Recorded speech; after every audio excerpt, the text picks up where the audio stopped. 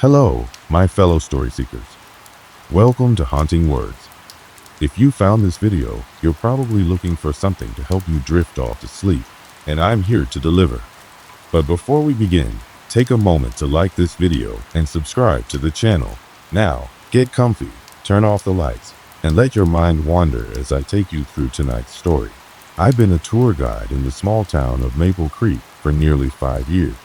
It's one of those places where the locals have been around forever, and the tourists come for the history, the charm, and the beautiful countryside. To them, Maple Creek is a quaint, peaceful escape from the hustle and bustle of city life. But to me, it's more than that. It's my job, my daily routine, and after what happened, it's a place I can never quite look at the same again. My name's Marcus, and I've always loved history. I grew up in a family that lived and breathed old stories, everything from the Revolutionary War to local legends about the Native Americans who once roamed the area. When I got my job as a tour guide, I thought it was the perfect fit. I was able to share my passion for history with others while making a living. I loved showing people around, telling them about the old buildings, the historic landmarks, and the eerie, forgotten places hidden in plain sight. There was one tour I was particularly fond of, the old graveyard on the outskirts of town. It wasn't as grand as the more famous ones in the city, but it had a character of its own. The gravestones were worn down with time, names barely legible, some even sunken into the ground. For many, it was a peaceful place, a reminder of the town's history. But to me, it had always felt off. You know that feeling when you walk into a room and something just doesn't seem right? That's what it was like for me, every time I led a tour there. But I never mentioned it to the visitors. After all, it was a place people came to for its peaceful solitude. I couldn't tarnish that with my unease.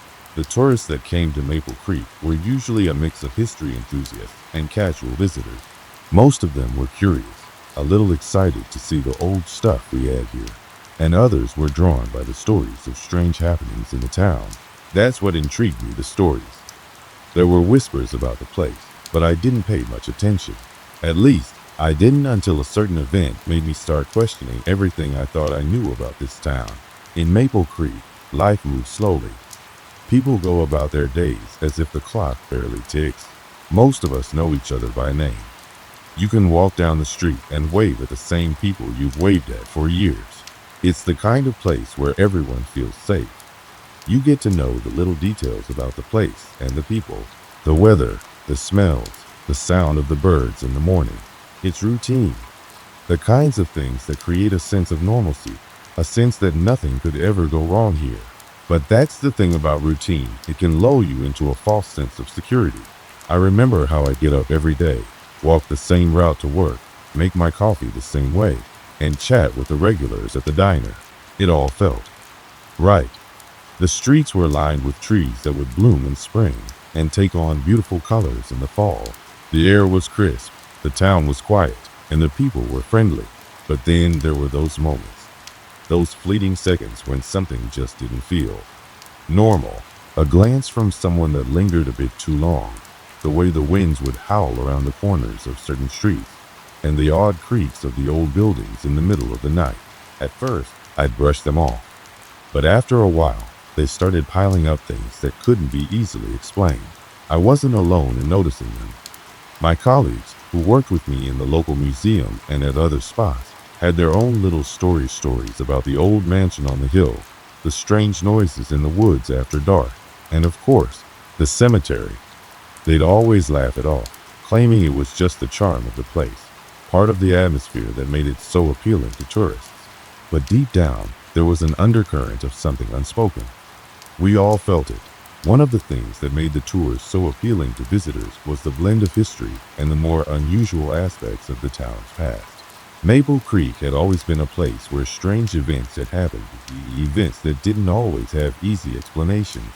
Some of the older locals would tell you stories about ghostly apparitions, others about strange occurrences that seemed too coincidental to ignore. Most of these were passed off as local legends, the kind that tourists love to hear and not much else. I was just another tour guide in a long line of people who recited these tales. But there's one thing I've learned from doing this job. People love a good mystery. And sometimes those mysteries have a way of catching up to you when you least expect it. That's where my story begins. It started as just another day on the job, leading a group of visitors around the old town, making my usual jokes, pointing out the usual landmarks, and explaining the same historical facts I'd told 100 times before. But that day was different.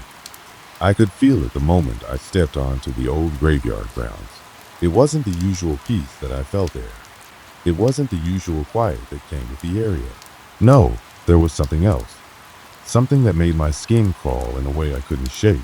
I had no idea that by the end of the day, everything I knew about this town, about my life, would be turned upside down. And that's when the first strange event occurred. The day had started like any other. I met my group of tourists at the town square, a handful of curious faces eager to hear stories of Maple Creek's past.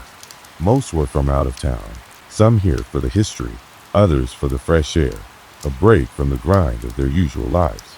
We gathered near the old oak tree, where I usually began the tour with some basic facts about the town's founding. "Welcome to Maple Creek," I said, my usual cheerful tone. "I'll be your guide today, Marcus. Now, I know you're all here for the history, so let's start with a little story about how this town came to be." We made our way down the cobblestone streets, the group walking close behind, taking in the sights and sounds of the town. The air was cool, the clouds casting a soft gray way over the buildings. Nothing out of the ordinary so far. As we neared the graveyard, the group began to murmur quietly. Some of them seemed intrigued, others a little uneasy, but that was typical. The graveyard had a reputation more for its eerie atmosphere than its historical significance. I could feel the difference in the air, even if no one else said anything. It was that kind of oppressive silence that hangs around you, making the hairs on the back of your neck stand up. The breeze that usually swept through the place had died down. The birds had stopped singing, and the air felt a bit too still, almost as if the world had paused. I gave the usual spiel about the graveyard's history, the people buried there, the stories behind their lives. The tourists listened intently, but I noticed a few were distracted, glancing around nervously. One woman, a tourist from out of state, kept looking over her shoulder, her brow furrowed. I wasn't sure if it was just the atmosphere or something else. Then, it happened. I had just finished telling them about the town's most famous founder, James Thornton, whose grave stood prominently at the back of the cemetery. It was an old, weathered stone, covered in moss, with intricate carvings that had faded over time. As I gestured to it, something caught my eye. A flicker of movement. At first, I thought it was just the wind, a trick of light, perhaps. But no, it was too deliberate. A figure, barely visible, ducking behind a stone. I paused. My breath caught in my chest. "Excuse me," I said, trying to shake off the unease. "I believe there's a deer in the woods. They often come close to the cemetery." But even as I said it, I knew it wasn't a deer. There had been something wrong about it. The movement had been too human, too deliberate. The group didn't seem to notice.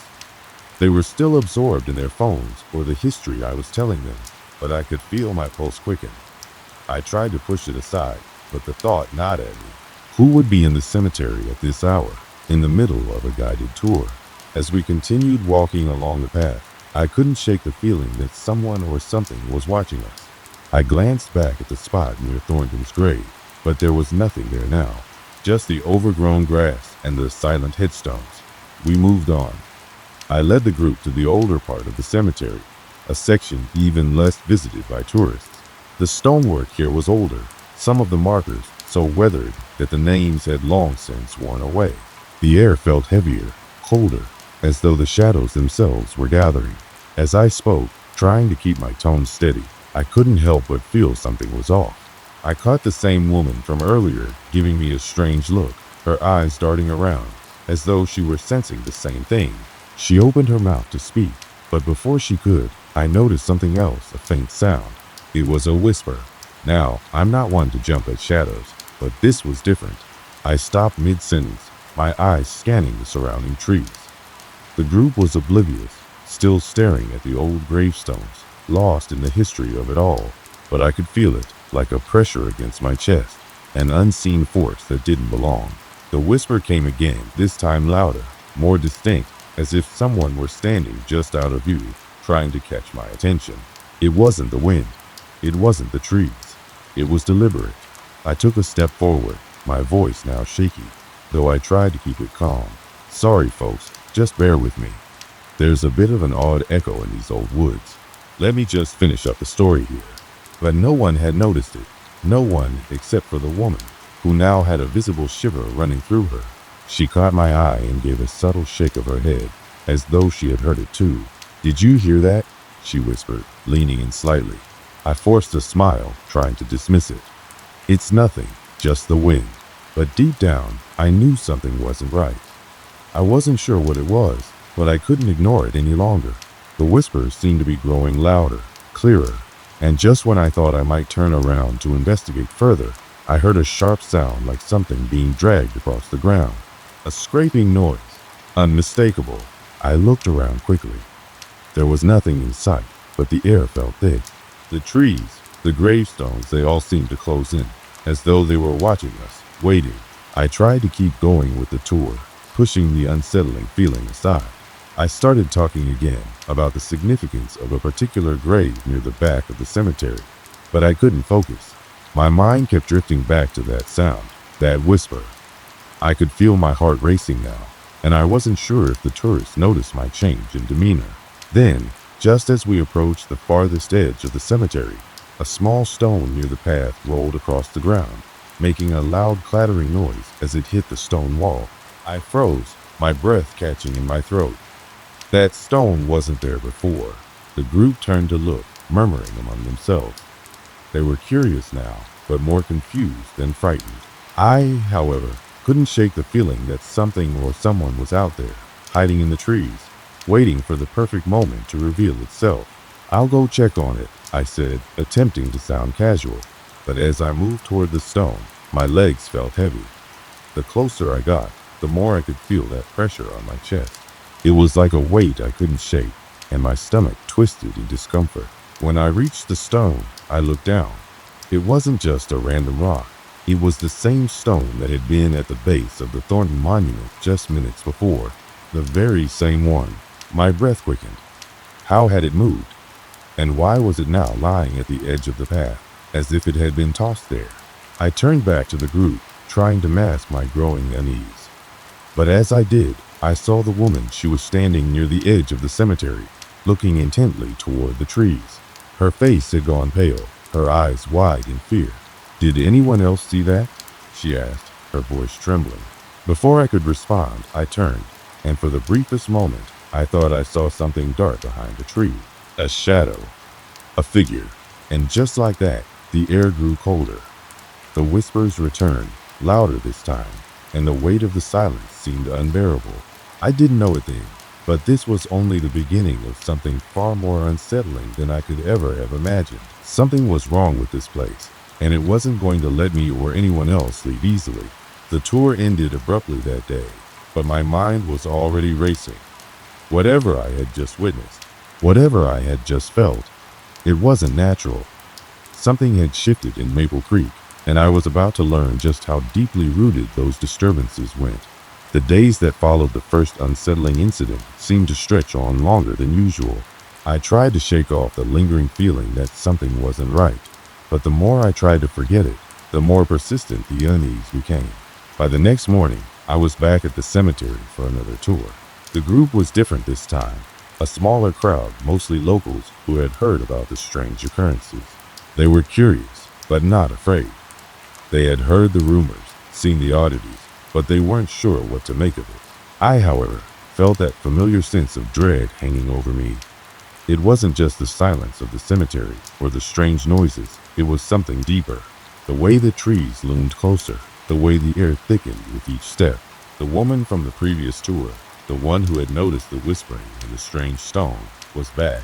Her name was Martha, and she had a nervous energy about her that I couldn't quite place.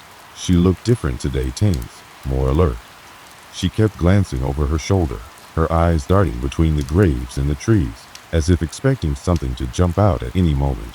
"We're starting to notice things, aren't we?" she said quietly as she fell into step beside me. I couldn't help but nod. It's hard to ignore it. As I spoke those words, I was more aware than ever that something had changed. The air was still, but it felt thick, almost oppressive. It was as though the town was holding its breath, waiting for something to break the silence. We made our way to Thornton's grave again. I tried to keep my tone light, focusing on the history and facts, but as I stood in front of the monument, I couldn't shake the feeling that we weren't alone. I turned my head to look over the group. Martha was still standing at the back, her gaze fixed on the trees behind the graveyard. Her face was pale. "Are you okay?" I asked, noticing her change in demeanor. She nodded, but it was a quick, almost automatic gesture. She didn't seem convinced. I think I heard something again. Like before, I could feel a knot tighten in my stomach. We had heard the whispers the day before, but now they were starting to return. I tried to tell myself that it was just the wind, but it felt so deliberate, so much more than that. We continued through the tour, but my mind kept returning to that moment, the feeling of being watched, the strange noises. Something about this place wasn't right, and I couldn't explain it. Every time we passed a certain corner of the cemetery, I felt that weight settle in my chest again. The place seemed to grow darker with each passing hour, the shadows deeper, the silence heavier. As the tour wound down, the group began to disperse, but Martha lingered behind. "Marcus, I need to ask you something," she said in a hushed voice, her eyes darting around as though someone might overhear. I nodded, trying to remain calm despite the building tension. "What is it?" "I think we should look into what's going on here," she said, her voice barely a whisper. I know I'm not the only one who feels it. The things we've heard, the strange sights, they're not normal. We have to find out what's causing this." I stared at her for a moment. I had no idea what was happening, but I couldn't deny that something was off. And the more I thought about it, the more I realized she was right. We couldn't ignore it any longer. "I'm with you," I said, my voice steady despite the fear creeping into my chest. "Let's see what we can find." The next day, we returned to the cemetery after hours, well past dusk. I had gathered some supplies, flashlights, notebooks, a camera, anything we could use to document whatever we might find. Martha had brought a few of her friends along, people she trusted to help with whatever this was. The air had grown colder since the day before, and there was a strange stillness that filled the cemetery as we stepped through the gate. The trees were bare now, their limbs reaching out like gnarled fingers, casting long, twisted shadows on the ground. We moved slowly, the crunch of our footsteps the only sound in the otherwise perfect silence. We paused near Thornton's grave, where the first strange events had happened. I shone my flashlight over the stone, and as the beam illuminated the monument, something caught my eye, something small but significant. A faint scratch, barely visible, marked the surface of the grave. It wasn't there before. "Look at this," I said, pointing to the mark. Martha leaned in, her breath catching in her throat. "That wasn't there earlier, was it?" "No," I said, shaking my head. "I'm certain it wasn't. I don't know how it got there, but we need to find out." We began to spread out, checking the surrounding graves, scanning for any other signs. The ground was uneven, the grass overgrown, and the trees loomed overhead like silent sentinels. Every now and then, the wind would stir, making the branches creak and groan, but it didn't feel natural. It felt unnatural, like something was moving behind them, watching us, waiting for us to leave. Martha's friend, a man named Peter, was the first to spot something else. He was near the edge of the cemetery when he froze, his flashlight shaking in his hand. "Over there," he whispered urgently. We rushed over to him, our hearts pounding in our chests. He pointed to a small group of graves near the back, just beyond the old chapel ruins. A shadow moved between the stones, almost imperceptible against the backdrop of the trees. "Did you see that?" he asked, his voice barely audible. "I saw it," I said, my heart racing. "We need to get closer." We moved toward the back of the cemetery, our footsteps careful and deliberate. The shadows seemed to shift, disappearing behind a large stone. I tried to steady my breathing, but the tension in the air was suffocating. Every step felt heavier, as though the earth beneath us was fighting to keep us there. As we neared the stone, the ground suddenly gave way beneath my foot, sending me tumbling forward. My flashlight flew from my hand, landing a few feet away. My breath caught in my throat as I scrambled to get up. The others rushed to my side, their faces filled with concern. "Are you okay?" Martha asked, her voice full of worry. "I'm fine," I said, though my heart was still racing. I reached for the flashlight, but before I could grab it, the beam flickered, casting an eerie glow on the ground. The light caught something strange. There, beneath the dirt, was a hand, pale, cold, and lifeless. It was half buried, its fingers curled as if grasping at something. I froze, my blood running cold. "This can't be real," I whispered, stepping back in horror. Martha gasped. "What? What is that?" I didn't know. I didn't want to know. But we had to find out. We had to uncover what had been buried here, and why it was coming back now. I turned to Peter. "Help me move the dirt." Together, we started to dig, but it was slow. The earth seemed to fight us, pushing back as we tried to uncover what lay beneath. As we worked, the temperature dropped further. My breath fogged in the cold air. My hands trembled, not from the cold, but from the fear gnawing at me.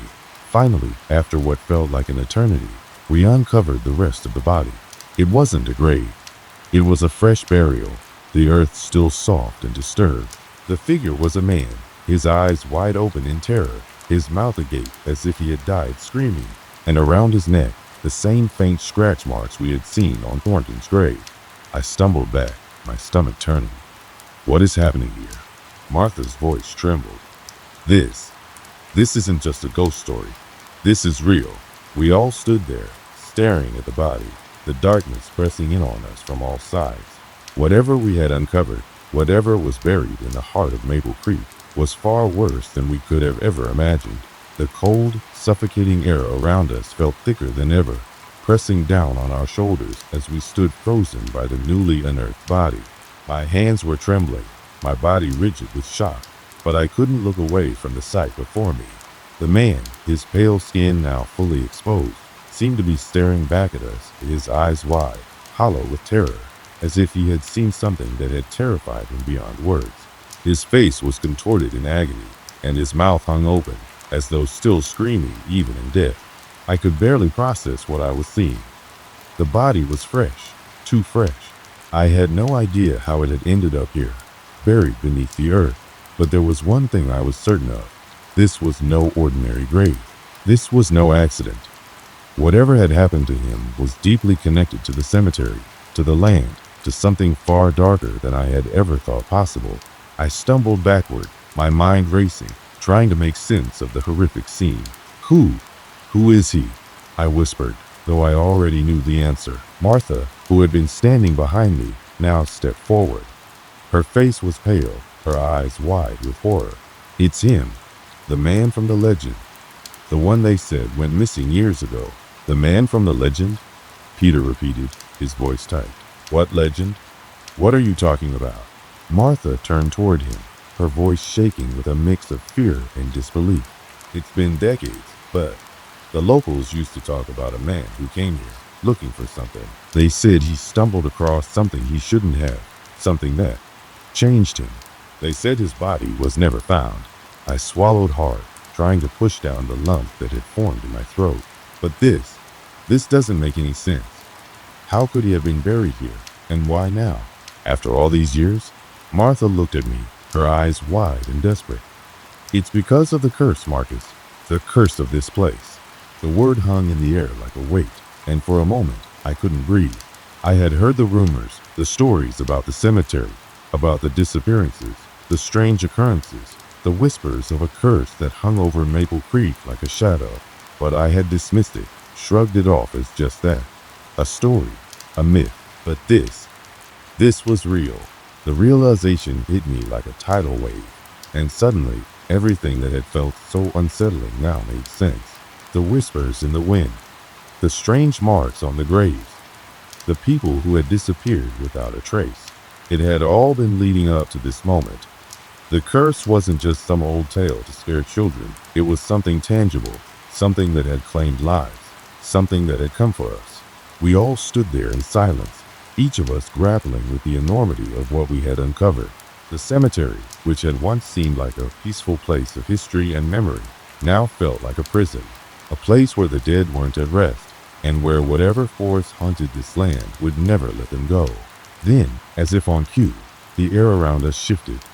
The wind picked up, howling through the trees, sending the branches creaking and groaning as if they were alive. The temperature dropped sharply, and I could see my breath clouding in the air, though it was the middle of summer. I had felt the presence of something watching us before, but now it was undeniable. Something was here, something old and angry, something that had been disturbed by our digging.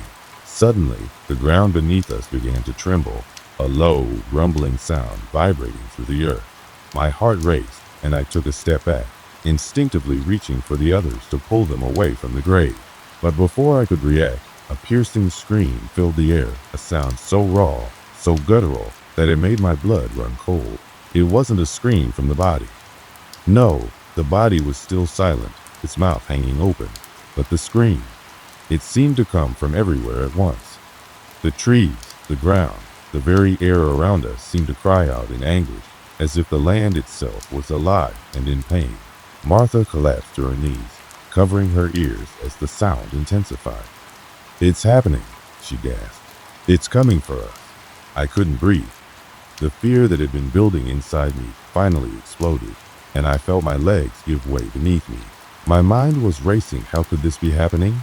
What was happening? I wanted to run, to get away from this cursed place, but my body wouldn't obey. The sound was so deafening, so overwhelming, that I couldn't think, couldn't move. Then, just as suddenly as it had started, the screaming stopped. The wind fell still, and the ground settled back into its eerie quiet. The cemetery was silent once more, but it was a silence that felt suffocating, unnatural. I slowly lifted my head, my heart still pounding in my chest. What I saw next made my blood run even colder. The body that had been lying in the grave was gone. I blinked, rubbed my eyes, but it was no use. The body, the pale man we had unearthed just moments ago, was no longer there. The grave, once freshly dug, was now completely undisturbed. There was nothing but the loose earth, as if it had never been disturbed. "No," I whispered, backing away in terror. "No, no, no." The others stood frozen, too shocked to speak. Peter looked at the empty grave, then at me, his face pale with fear. "Where did it go?" he asked, his voice trembling. I didn't have an answer. The fear that had taken hold of me was now absolute. Whatever was happening here, whatever force had been awakened, had taken something from us, something that had been waiting for this moment. But it wasn't over yet. I could feel it in the air. Whatever was coming was still out there, lurking in the darkness. Suddenly, a shadow moved across the graveyard, barely visible in the fading light. It was fast, too fast, and it was coming straight toward us. I didn't have time to react. The figure was upon us in an instant, a tall, dark shape that seemed to move like smoke, swirling and shifting in the air. It was humanoid, but it wasn't human. Its face was obscured, but I could feel its gaze on me, cold and suffocating. "Run!" I screamed, my voice hoarse with terror, but there was nowhere to run. The cemetery was a trap. The gates were locked, the path was twisted, and the figure was closing in. We were surrounded. I grabbed Martha and Peter, pulling them toward the nearest tree for cover. The figure moved closer, its presence so overwhelming that it felt like the air itself was pressing in on us. We couldn't escape, and then, just as quickly as it had appeared, it stopped. The shadow paused, and for a moment, everything fell silent again. The figure stood there, motionless, as if waiting for something. I could feel my heartbeat in my throat, my chest tightening as the seconds dragged on. The tension was unbearable. And then, in the stillness, a voice, a low, guttural voice, whispered through the air. "You shouldn't have come." The words sent a chill through my entire body. I wanted to scream, to fight back, but the terror was paralyzing.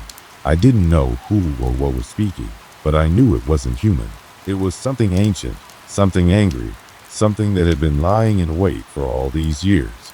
And then, just like that, it was gone. The shadow vanished into the night, leaving nothing behind but the echo of its voice and the crushing silence that followed. I was left standing there, my heart pounding, my mind reeling from the encounter. We had come to this place to uncover the truth, but what we had found was far worse than anything I could have ever imagined. Whatever had been unleashed that night, whatever had been lurking in the darkness, was still out there, and now it was hunting us. The silence that followed the shadow's disappearance was deafening. My heart was still racing in my chest, my breaths coming in short, panicked gasps. I felt my knees buckle, and I nearly collapsed onto the cold, hard earth. Everything around me felt unreal, like the world had somehow shifted, and we were no longer part of it. Martha was the first to speak, her voice shaking with fear. "What? What was that?" she whispered, her wide eyes scanning the cemetery, as if expecting the shadow to reappear at any moment. I didn't know how to answer her. I didn't know what to say. The terror of the moment had left me speechless, my mind too clouded with shock to form coherent thoughts. All I could do was stare at the empty grave, the place where the body had been, now devoid of any trace that it had ever existed. Peter was pacing back and forth, his hands running through his hair, trying to make sense of it all. It's not real," he muttered under his breath. "This can't be happening. It's some sort of trick, right? Some sort of illusion." But even as he said the words, I could see the fear in his eyes. He knew it wasn't an illusion. We all knew it. There was no rational explanation for what we had seen, no way to dismiss it as a trick of the mind. Whatever had just happened was real, and it was coming for us. I wiped the sweat from my forehead, trying to steady myself. "We need to leave," I said, my voice hoarse. "Now. This place. It's not safe." Martha looked at me, her face pale, her eyes filled with dread. "Leave? But we can't just leave. What if it comes back? What if it follows us?" Her words hit me like a slap to the face. What if it did follow us? What if whatever had been awakened by our digging was hunting us, tracking us down one by one? I had no answers, no assurances. All I knew was that standing here, in this cursed cemetery, wasn't going to keep us safe. "We can't stay here," I repeated, my voice firmer this time. "We need to get out. We need to leave before it's too late." But as I spoke, I felt the heavy weight of doubt settle in my chest. Where would we go? How could we escape something that could move through the air, something that could disappear and reappear without warning? It felt as though we were trapped, caught in some kind of nightmare that we couldn't wake from. Peter stopped pacing, his face drawn with exhaustion and fear. I think we should go to the police. Tell them what happened. Maybe they'll help us." The thought was tempting. Maybe the authorities could do something to investigate the strange events, put the pieces together. But I knew deep down that we wouldn't get any help. Not from them. Not from anyone. They would think we were insane, delusional. They wouldn't believe what we had seen, what we had experienced. "No," I said firmly, shaking my head. "They won't help us. They won't believe us. And even if they did, what could they do? How could they stop something like this?" Martha looked at me, her expression full of fear and resignation. "So, what do we do?" she asked, her voice barely above a whisper. I didn't have an answer. We were on our own. The force we had disturbed wasn't something that could be fought with reason or force. It wasn't something that could be defeated with weapons or with strength. We were dealing with something older, something far more powerful than anything we could comprehend. There was only one thing left to do. "We need to get out of here," I said, my voice steady now. "We leave, and we don't look back." And so, we turned and began to walk away from the grave, from the shadow, from the curse that had been awakened. Each step felt heavy, as if the earth itself was trying to pull us back into its dark embrace. The air was thick with an unnatural chill, and the oppressive silence around us felt like a warning, a reminder that we were not safe. But we couldn't stay here. We had to get away. As we reached the gates of the cemetery, I glanced over my shoulder one last time, half expecting to see the shadow looming behind us, or the figure of the pale man reappearing from the grave. But there was nothing. Just the cemetery, empty and silent, as if it had never been disturbed. I thought I saw a flicker of movement in the trees, but when I looked again, it was gone. The air felt thick with an unspoken threat, a promise that whatever had been set in motion that night wasn't over. We didn't stop to look around. We didn't speak as we walked away from the cemetery. Each of us was lost in our own thoughts, the weight of the night's events hanging heavily on our shoulders. The world felt different now, darker, more dangerous. We knew that whatever had been awakened was still out there, and we were no longer safe. When we finally reached the edge of the town, the lights of the nearby houses shining in the distance, I thought we might be able to breathe a little easier. But even as we walked, I couldn't shake the feeling that something was following us. Something was watching us. The shadow, the curse, it hadn't been defeated. It was just biding its time, waiting for the right moment to strike again. We made it back to our car without incident, and I could see that Martha and Peter were just as eager as I was to leave Maple Creek behind. As I started the engine, I cast one last glance toward the cemetery in my rearview mirror. For a moment, I thought I saw something in the distance, movement in the trees, a figure standing at the edge of the graveyard. But when I blinked, it was gone. The drive back to the city was silent, each of us lost in our own thoughts, processing everything that had happened. But one thing was certain. None of us would ever be the same.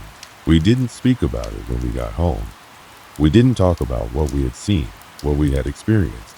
The fear was still too fresh, the memories too haunting. We didn't know if the curse would come for us, if the shadow would return, or if it had already moved on to its next victims. All we knew was that we had survived.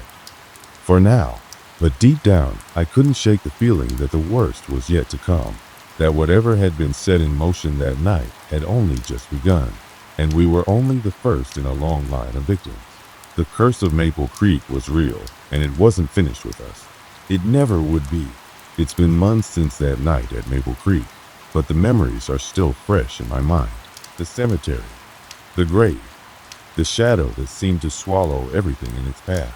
Sometimes I still hear that eerie silence, that unnatural stillness, as if the earth itself is holding its breath, waiting for something to happen. But no matter how hard I try to forget, no matter how many times I replay that night in my mind, the truth remains. I'll never be the same again. We went our separate ways after we left the cemetery. Martha moved out of the area, unable to shake the feeling that she was being watched. She's changed in ways I can't describe, more withdrawn and wary of the world around her. Peter, on the other hand, tried to pretend like everything was normal, but I saw the way he jumped at the slightest sound, the way he would stare off into space as if waiting for something to happen.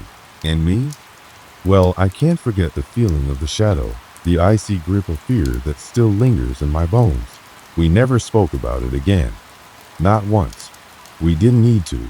The memory of that night was enough to keep us silent.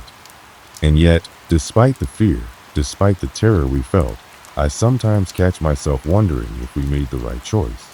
Should we have gone back? Should we have tried to learn more, to understand what had happened? Could we have stopped it? I'll never know. And that's something that gnaws at me, something I can never quite shake. There are so many unanswered questions, so many things left unsaid. Why had the grave been empty? Who or what had we disturbed? What was the shadow? Was it the spirit of the man buried there? Or was it something else entirely? Something older, more powerful, something that had been waiting for the right moment to return? But most haunting of all is the question I can never stop asking myself.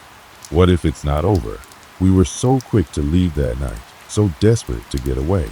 I'm ashamed to admit it now, but I couldn't bring myself to look back, to face whatever that thing was. All I wanted was to run, to escape, to put as much distance between me and the terror we had unleashed.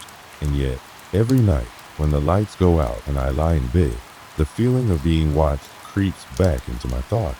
It's like a shadow just beyond the corner of my eye, lurking in the dark. Even now, as I sit here and tell this story, I can't help but feel like I'm not alone. There's something in the silence, something in the air that doesn't sit right. It's as if the past still lingers, following me, waiting for me to make a mistake. And maybe that's why I'm telling you this story. Maybe it's a warning, or maybe it's just a way to finally confront what happened, to make sense of it, even if I never will. But no matter what I tell you, no matter how much I try to explain the terror we experienced, I know one thing for certain. There are forces out there that we don't understand. Forces that exist in the shadows, in places we can't see or comprehend. And when you disturb them, when you awaken them, they don't just disappear. They wait.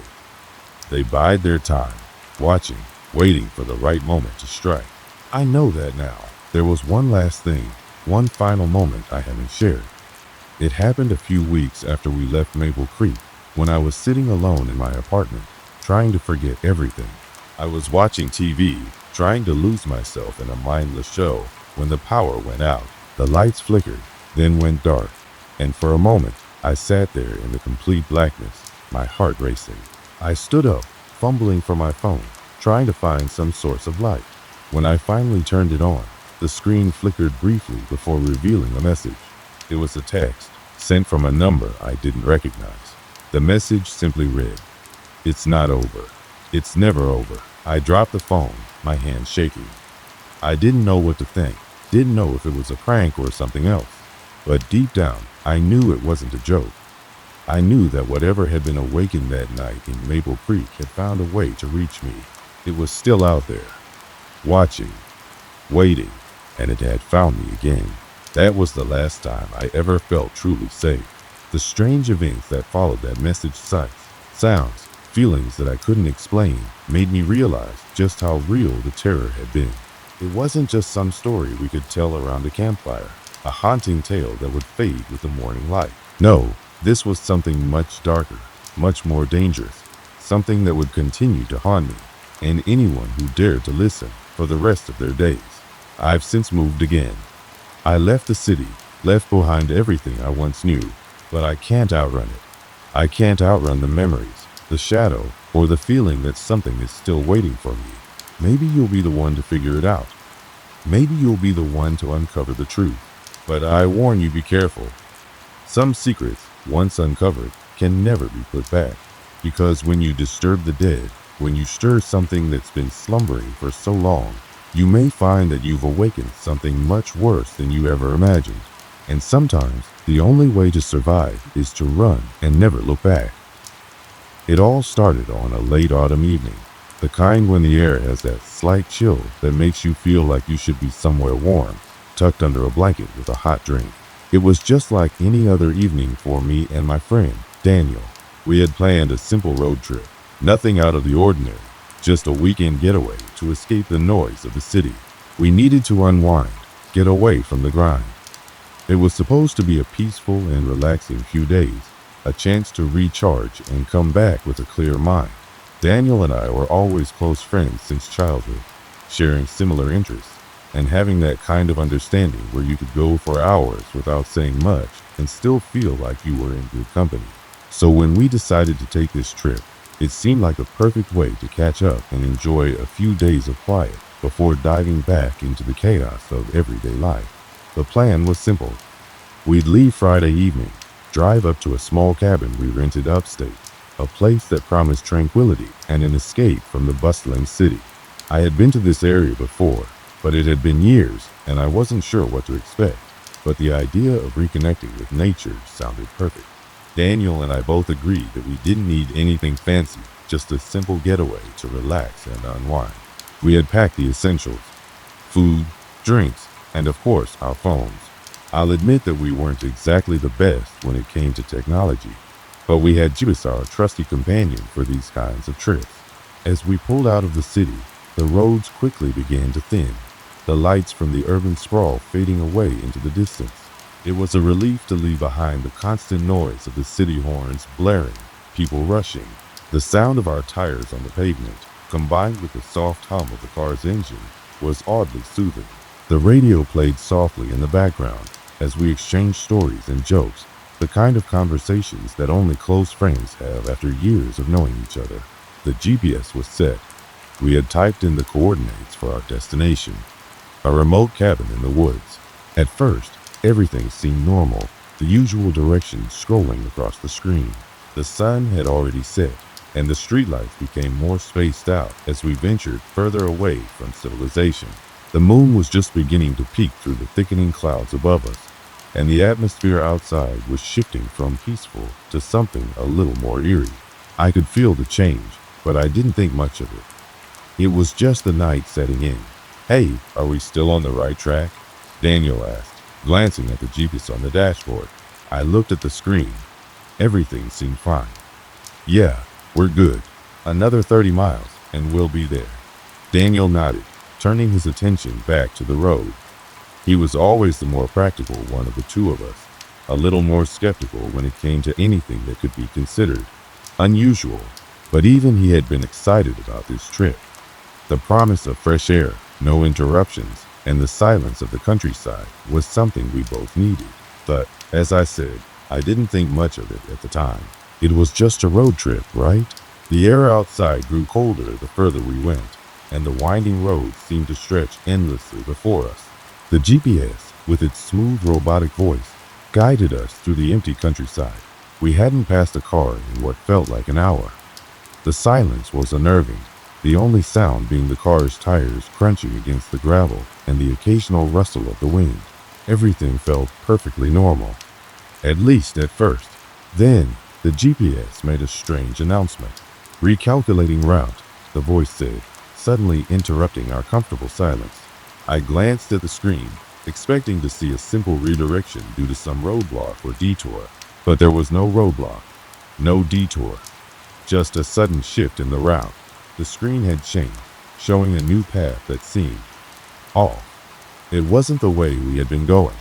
"Oh, what's going on with the GPS?" Daniel asked, his voice tinged with confusion. He reached for the dashboard, his fingers tapping against the screen. "This isn't the route we were on before." I squinted at the screen. "It's different," I replied. The directions on the map were leading us down a narrow dirt path through the woods. There was no sign of the main road, and the route didn't seem like it was taking us anywhere near our destination. It was like the GPS had chosen a new way, one that wasn't on the original map. We didn't know whether to trust it, but neither of us wanted to question the technology, so we kept driving. After all, it was just a detour, right? The dense trees on either side of the car seemed to close in around us as we followed the new path, and the road itself seemed more and more unkempt, like it hadn't been used in years. The air inside the car grew heavy, as if the atmosphere itself was waiting for something. Still, we continued, but now a small unease settled in the pit of my stomach. Something about the path felt wrong. The feeling was subtle at first, just a flicker of discomfort, but it grew stronger with each turn we took down that eerie, unmarked road. As the minutes ticked by, the strange path we were now following seemed to draw us deeper into the forest. The once sparse trees had grown thicker, their shadows stretching long across the road as the moonlight struggled to break through the dense canopy above. The only sound now was the hum of the engine and the occasional crackling of the radio, which was now fading in and out, as if it too was beginning to sense that something was wrong. We passed by no houses, no signs of civilization, just a never-ending stretch of trees, their twisted branches casting eerie shadows across the windshield. I glanced at the GPS again. The screen was still guiding us forward, but the rut had become increasingly erratic. The smooth, paved roads were long gone, replaced by a dirt trail that seemed to narrow with every turn. The trees, which had been a comforting sight earlier, now seemed oppressive and suffocating, their branches reaching out like long, skeletal fingers. "Is this really the right way?" Daniel asked, his voice tinged with unease. He glanced at the GPS, then back at the road ahead, as if searching for any sign of our destination. "We've been driving for what feels like forever. I don't remember seeing any signs for the cabin." I rubbed my eyes, feeling the weight of the situation settling in. "I don't know. It's weird. The GPS is still showing this route, but it doesn't feel right." There was a moment of silence as we both considered the situation. The road stretched out before us, winding deeper into the woods, with no sign of a turnoff or any sort of landmark.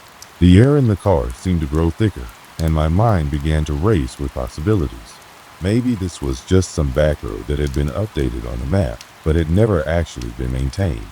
Or maybe the GPS had glitched, taking us somewhere it shouldn't have. Either way, we were committed now.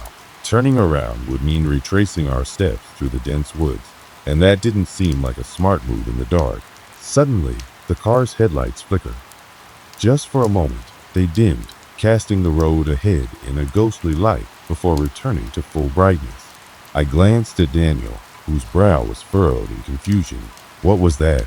he muttered, gripping the steering wheel a little tighter. "I don't know," I replied, trying to brush it off. "Maybe the car's just acting up." It's been a while since I've had it checked, but something in the pit of my stomach told me it wasn't just the car. Something felt off. The air outside had grown colder, and the wind, once a mild breeze, now howled through the trees, causing the branches to sway violently. The car seemed to lurch forward with every gust, as if the wind was pushing us deeper into the woods. I could feel my heartbeat quicken as the world outside the car grew darker, more oppressive. Daniel's voice broke through my thoughts. "Did you hear that?" I looked at him, my eyes wide. "What do you mean?" "I swear I just heard something," he said, his tone uneasy, like something moving off to the side of the road.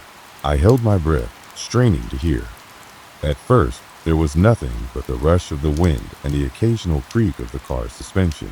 But then, just as I thought it was my imagination, I heard it too. A faint rustling, like footsteps or something larger, shuffling through the underbrush just beyond the reach of our headlights. I froze, my heart pounding in my chest. "Maybe it's an animal," I suggested, though even I didn't believe the words as they left my mouth. It didn't sound like the usual sounds of wildlife in the woods. It was too deliberate, too rhythmic.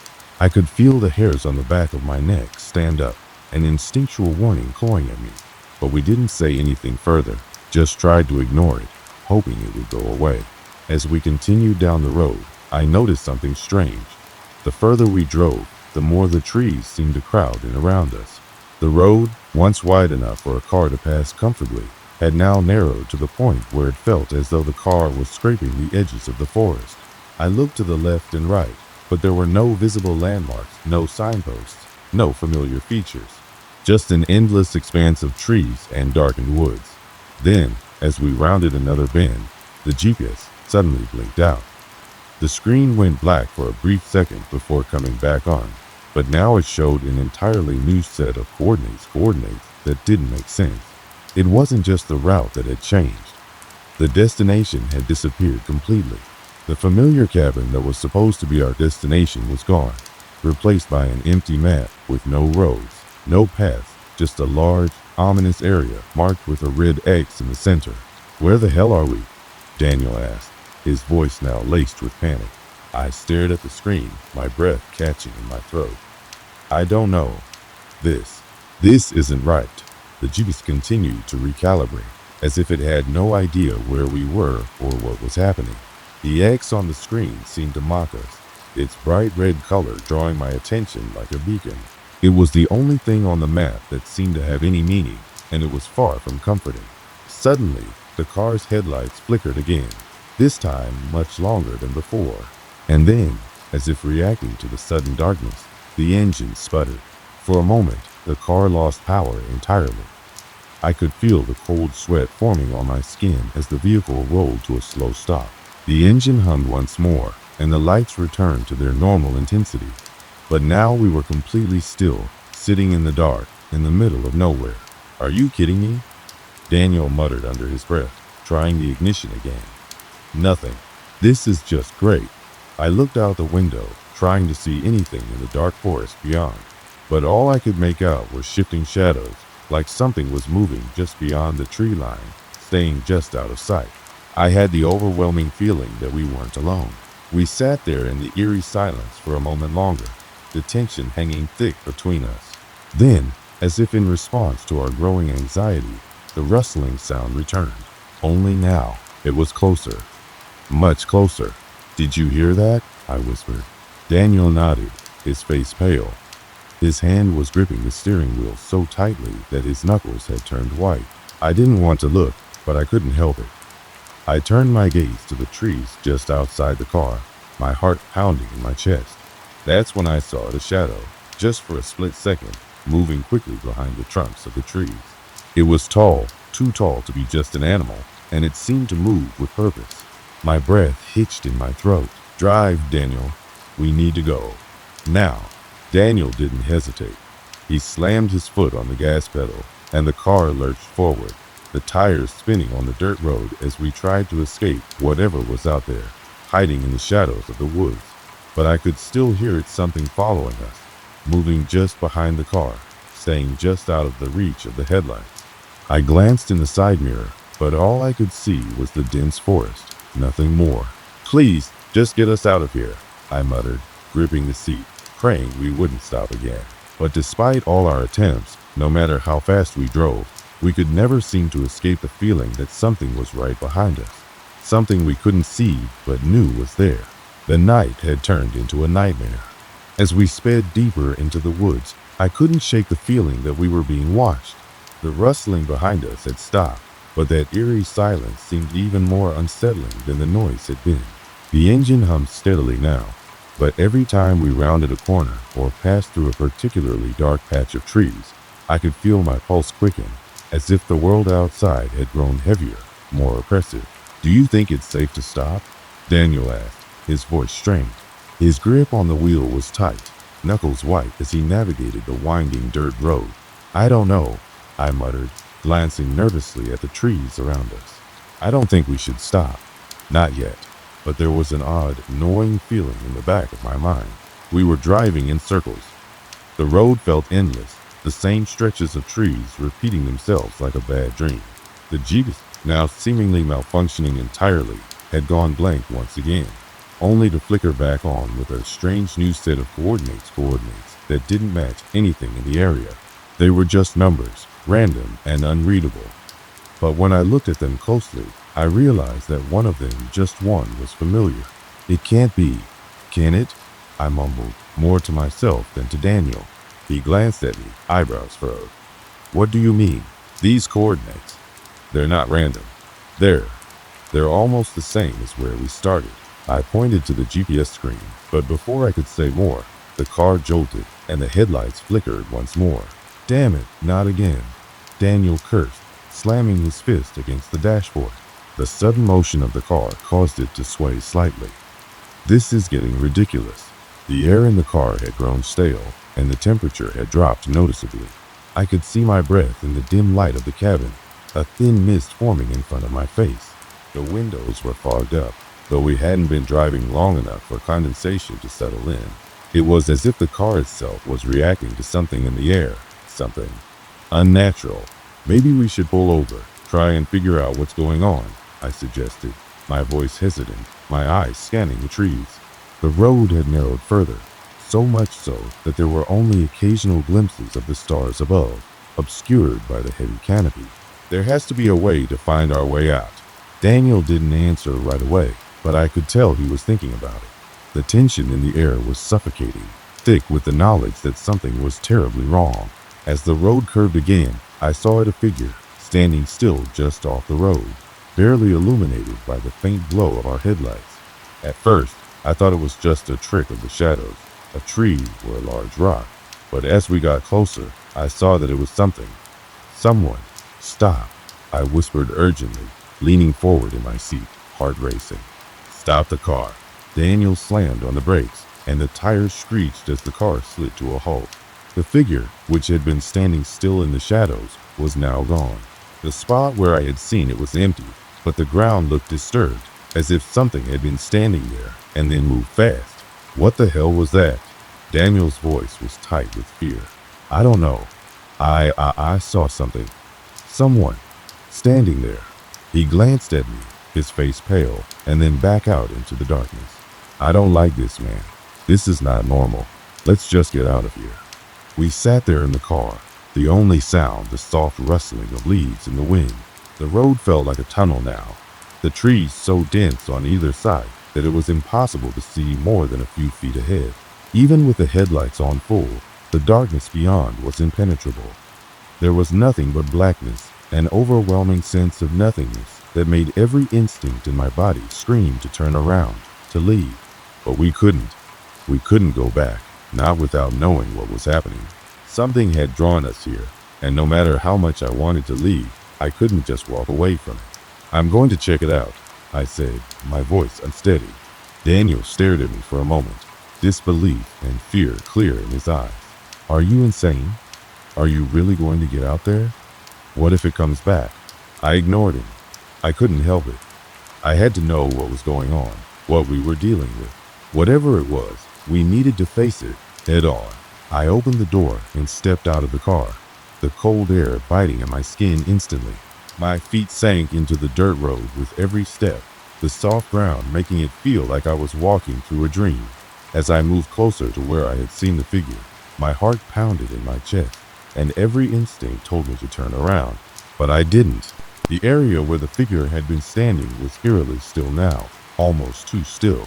The trees around it seemed to loom closer, their branches bending and twisting unnaturally. I looked down at the ground, and my stomach churned. There were footprints, fresh footprints, leading off the road and into the woods. What the hell? I muttered under my breath. I turned back to the car. Daniel was still inside, staring out the window, his face pale with fear. He didn't say anything, but I could tell he was silently begging me to return. But I couldn't just ignore it. The footprints led further into the forest, deeper into the darkness. I had to know what was at the end of them. "Wait here," I called back to him. I didn't wait for him to respond. I walked forward, following the prints, each step making the hairs on the back of my neck stand up. The further I went, the more oppressive the silence became. The wind had stopped, and even the sounds of animals were gone. It was as though the entire forest had gone still, holding its breath, waiting for something. As I moved deeper into the trees, the path became harder to follow. The footprints were less distinct now, fading into the underbrush, but I could still make them out. The air grew colder with every step, and I could feel the weight of something watching me, just out of sight. Suddenly, the ground gave way beneath my feet. I stumbled, my ankle twisting as I fell to the ground.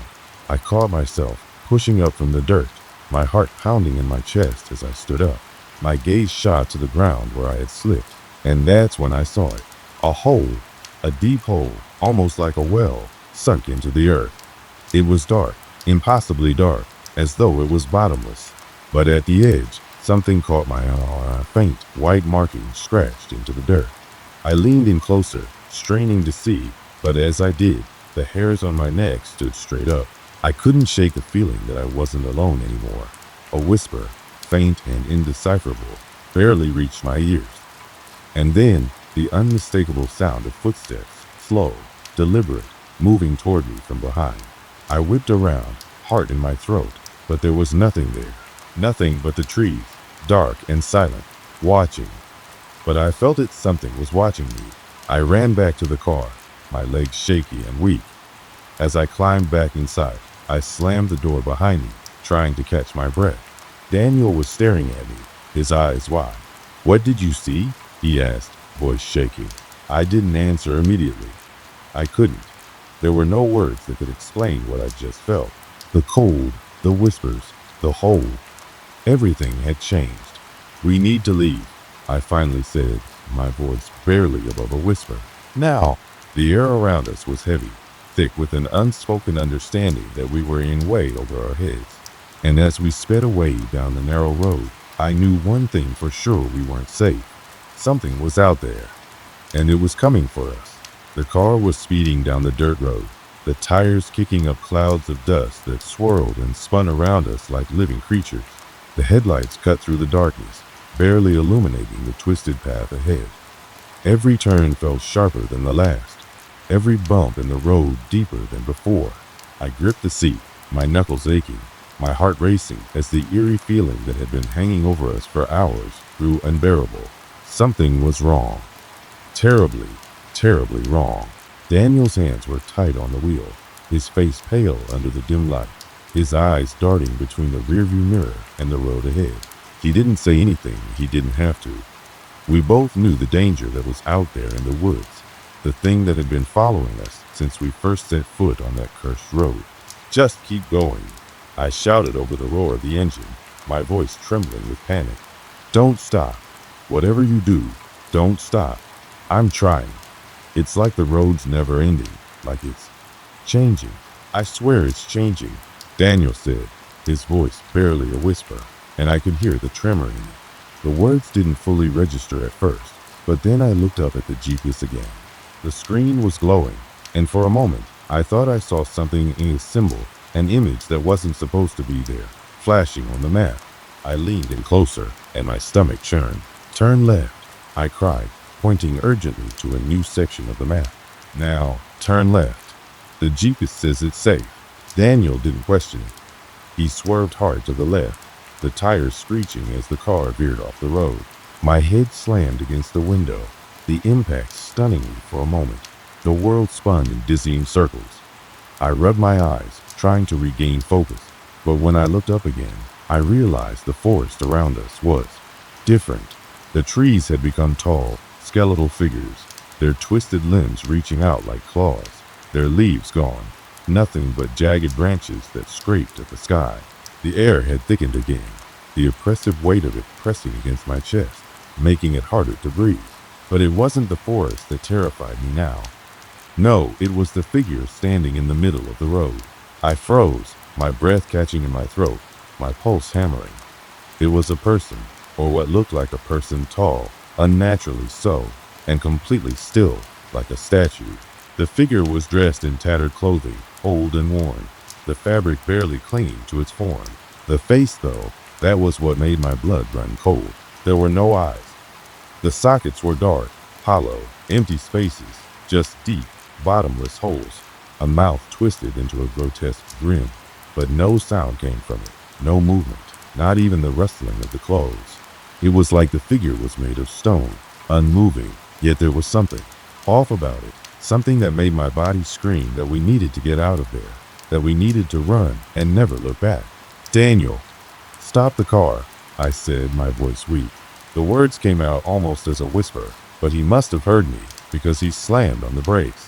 The car screeched to a halt, and the figure, still unmoving, seemed to tilt its head toward us, almost as if it was listening. Then, the ground beneath the car rumbled. It was a low, deep tremor that made the metal frame of the car shake. I felt my stomach drop, the weight of the world crushing down on me. Daniel gripped the wheel, his eyes wide with fear. "What the hell is that?" he muttered, his voice breaking.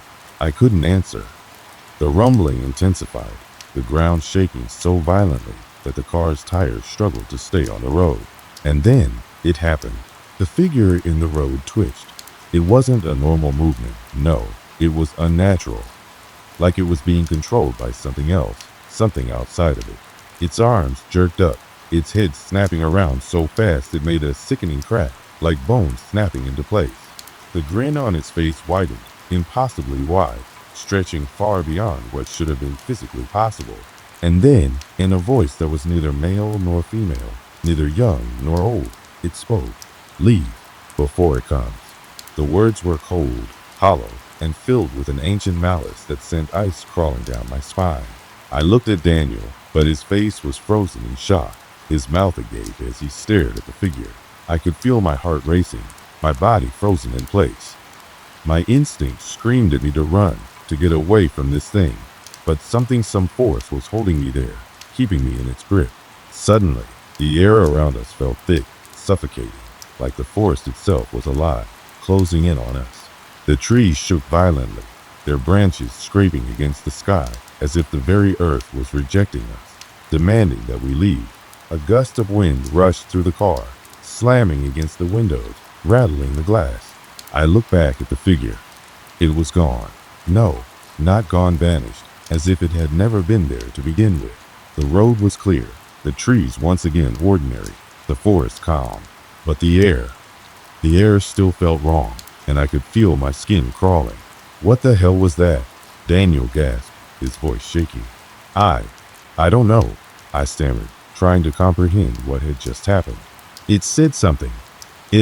Before I could finish, the car jolted again, this time more violently.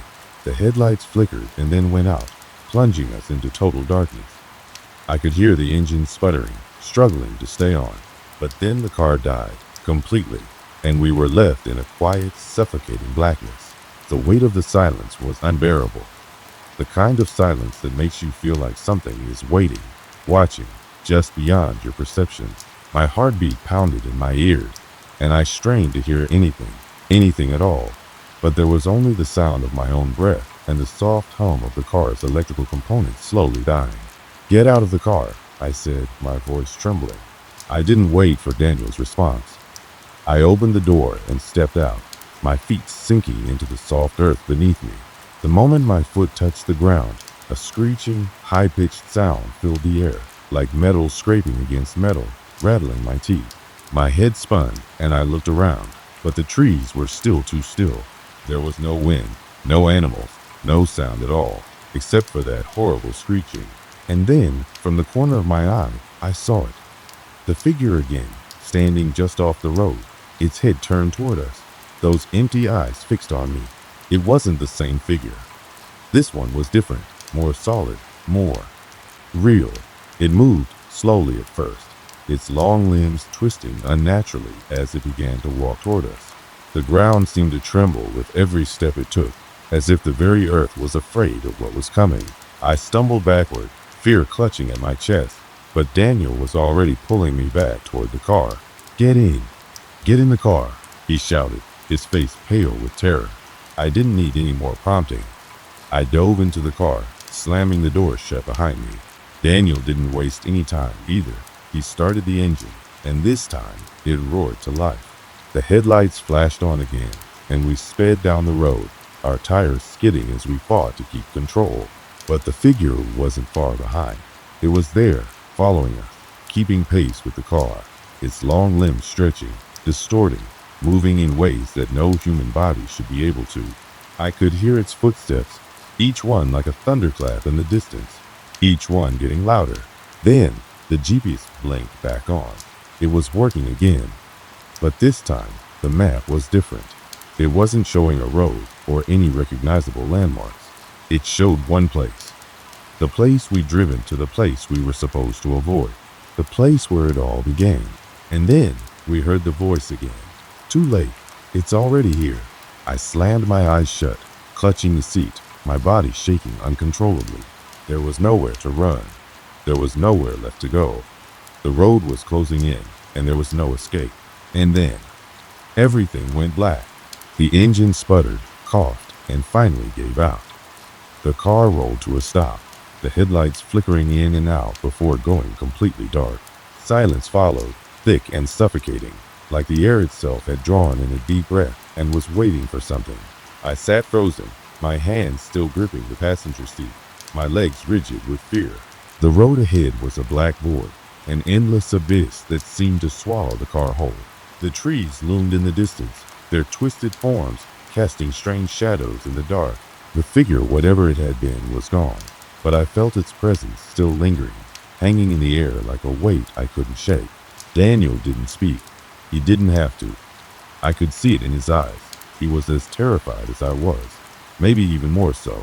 His face was pale, beads of sweat rolling down his forehead despite the cool night air.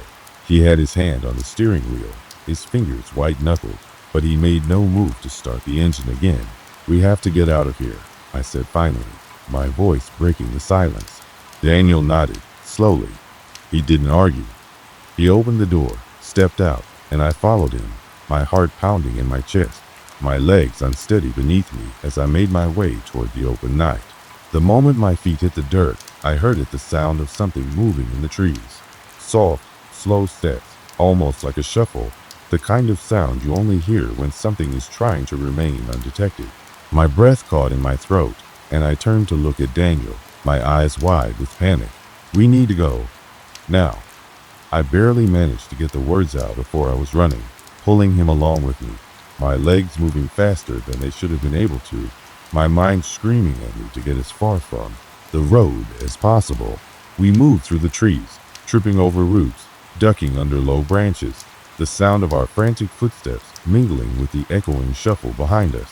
But no matter how fast we ran, no matter how far we pushed ourselves, the shuffling grew louder, closer. It was as though whatever was following us was matching our pace, never losing ground. Suddenly, the sound stopped. Dead silence. I paused, frozen, my breath caught in my throat. Daniel stopped beside me, his chest heaving as he looked around, his eyes darting between the shadows.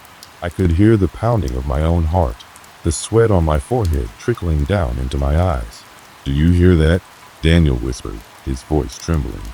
"No," I said, shaking my head, not trusting myself to speak any louder. "I don't hear anything." I was wrong. The silence was deafening, but it wasn't just silence, it was an absence. The world itself seemed to hold its breath. The rustling leaves, the chirping of insects, the distant calls of birds, everything had stopped. The woods felt Wrong. I didn't want to turn around. I didn't want to look, but some unexplainable force compelled me to. I turned my head, just slightly, and that's when I saw it. The figure. It was standing at the edge of the trees, just beyond the clearing where we stood.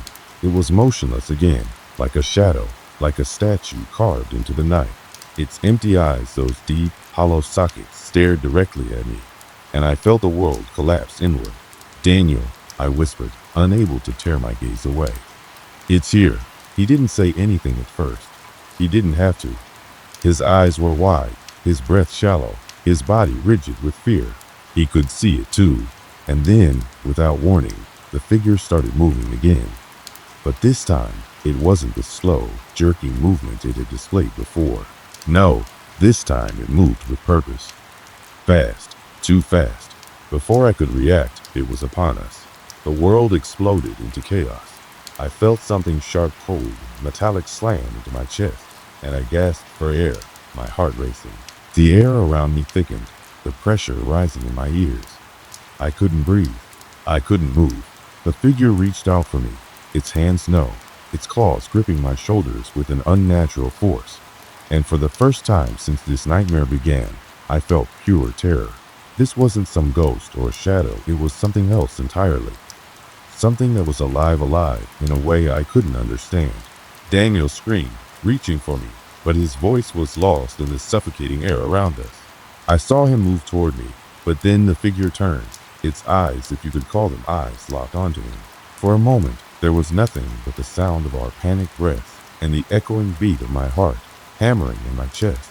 Then, the air around us shifted, and the figure did something that completely shattered my sense of reality. It spoke. Its voice was cold, hollow, and ancient, like something that had existed long before the earth itself. It didn't speak words, not as we understood them, but instead, a deep rumble filled the space around us, a sound that vibrated through my bones. "Leave!" The word echoed in the silence, reverberating through the woods like a command. And in that instant, everything stopped. The figure, which had been holding me, letting its cold claws dig into my flesh, released me, and we ran. I don't know how we got away. Maybe it was the terror that pushed us forward. Maybe it was the pull of the road, the faint sense of familiarity it provided. But we didn't stop. We didn't look back. We didn't even slow down. We just ran. I don't remember how far we went, how long we stumbled through the woods, but eventually we emerged from the trees. The world was different, calmer, quieter. The oppressive feeling that had followed us was gone, replaced by the soft whisper of the wind and the distant rustle of leaves. Somehow, we made it back to the road. The car was still there, sitting dead in the middle of the path, the engine cold and silent, but it felt different. The air was still heavy, but there was a sense of finality, a strange calm that settled over us as we approached it. We didn't speak for a long time. "What the hell just happened?" Daniel finally whispered, his voice hoarse. I shook my head, still too shaken to respond. What could I say? How could I explain what had just happened, what we had just witnessed? There were no words for it. No explanation that could make sense of the nightmare we had survived. We both got back in the car, but neither of us made an attempt to start the engine. The fear, the dread, it was still there, lingering in the air like a shadow that wouldn't leave us. We sat in the darkness, the world outside quiet, still, as though it had reset itself. The only thing that remained was the feeling that whatever it was that had been hunting us, whatever it was that had been waiting for us on that road, was still there, watching, waiting. But at least we were free, or so we hoped. The car finally started. The engine roared to life as if it had been asleep for hours, and for a brief moment, it almost felt normal again, almost. The cold air poured in through the cracked windows, and I could hear the faint hum of the tires against the asphalt, a sound so mundane it almost felt like a return to reality. But the taste of terror was still fresh on my tongue, and no matter how much I tried to push it out of my mind, I couldn't forget what had happened. I glanced at Daniel. His face was pale, his eyes wide, as though he was still trapped in that otherworldly place we'd just escaped. His grip on the steering wheel was so tight, I thought the leather would tear. Neither of us spoke, the silence between us thick with an unspoken agreement. Neither of us had the words to process what we had witnessed, what we had survived. The road stretched ahead, endless and empty. The faint glow of the car's headlights barely illuminated the trees on either side, casting long, twisted shadows that seemed to reach out to us, trying to pull us back into the woods. I couldn't shake the feeling that something was watching us. Something that wasn't quite human. Something that was far older than the road we drove on. Older than the town we'd left behind. Older than anything we could comprehend. But we kept driving. I tried to convince myself that it was over, that whatever it was, whatever had followed us, was gone. The trees faded into the distance, the forest swallowed up by the night, and soon there was nothing but open road ahead.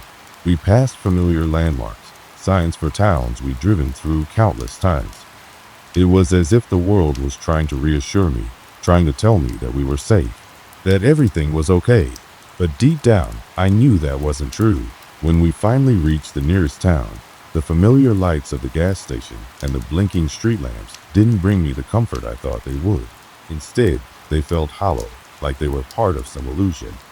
I still didn't feel safe. Not completely. Not until we were back in our own homes, in the comfort of our own beds, where nothing from that night could reach us. The question kept gnawing at me, the one I couldn't shake, the one I didn't want to voice but couldn't ignore. Why us? We didn't talk about it much after that night. Daniel and I never spoke about the figure again, nor did we mention the strange, inexplicable events that had led us to that road. The car eventually broke down a few miles outside town, and after it was towed to the mechanic, we went our separate ways. There was nothing more to say. The terror we'd experienced was too real to explain, too strange to share with anyone else. But the images of that night stayed with me.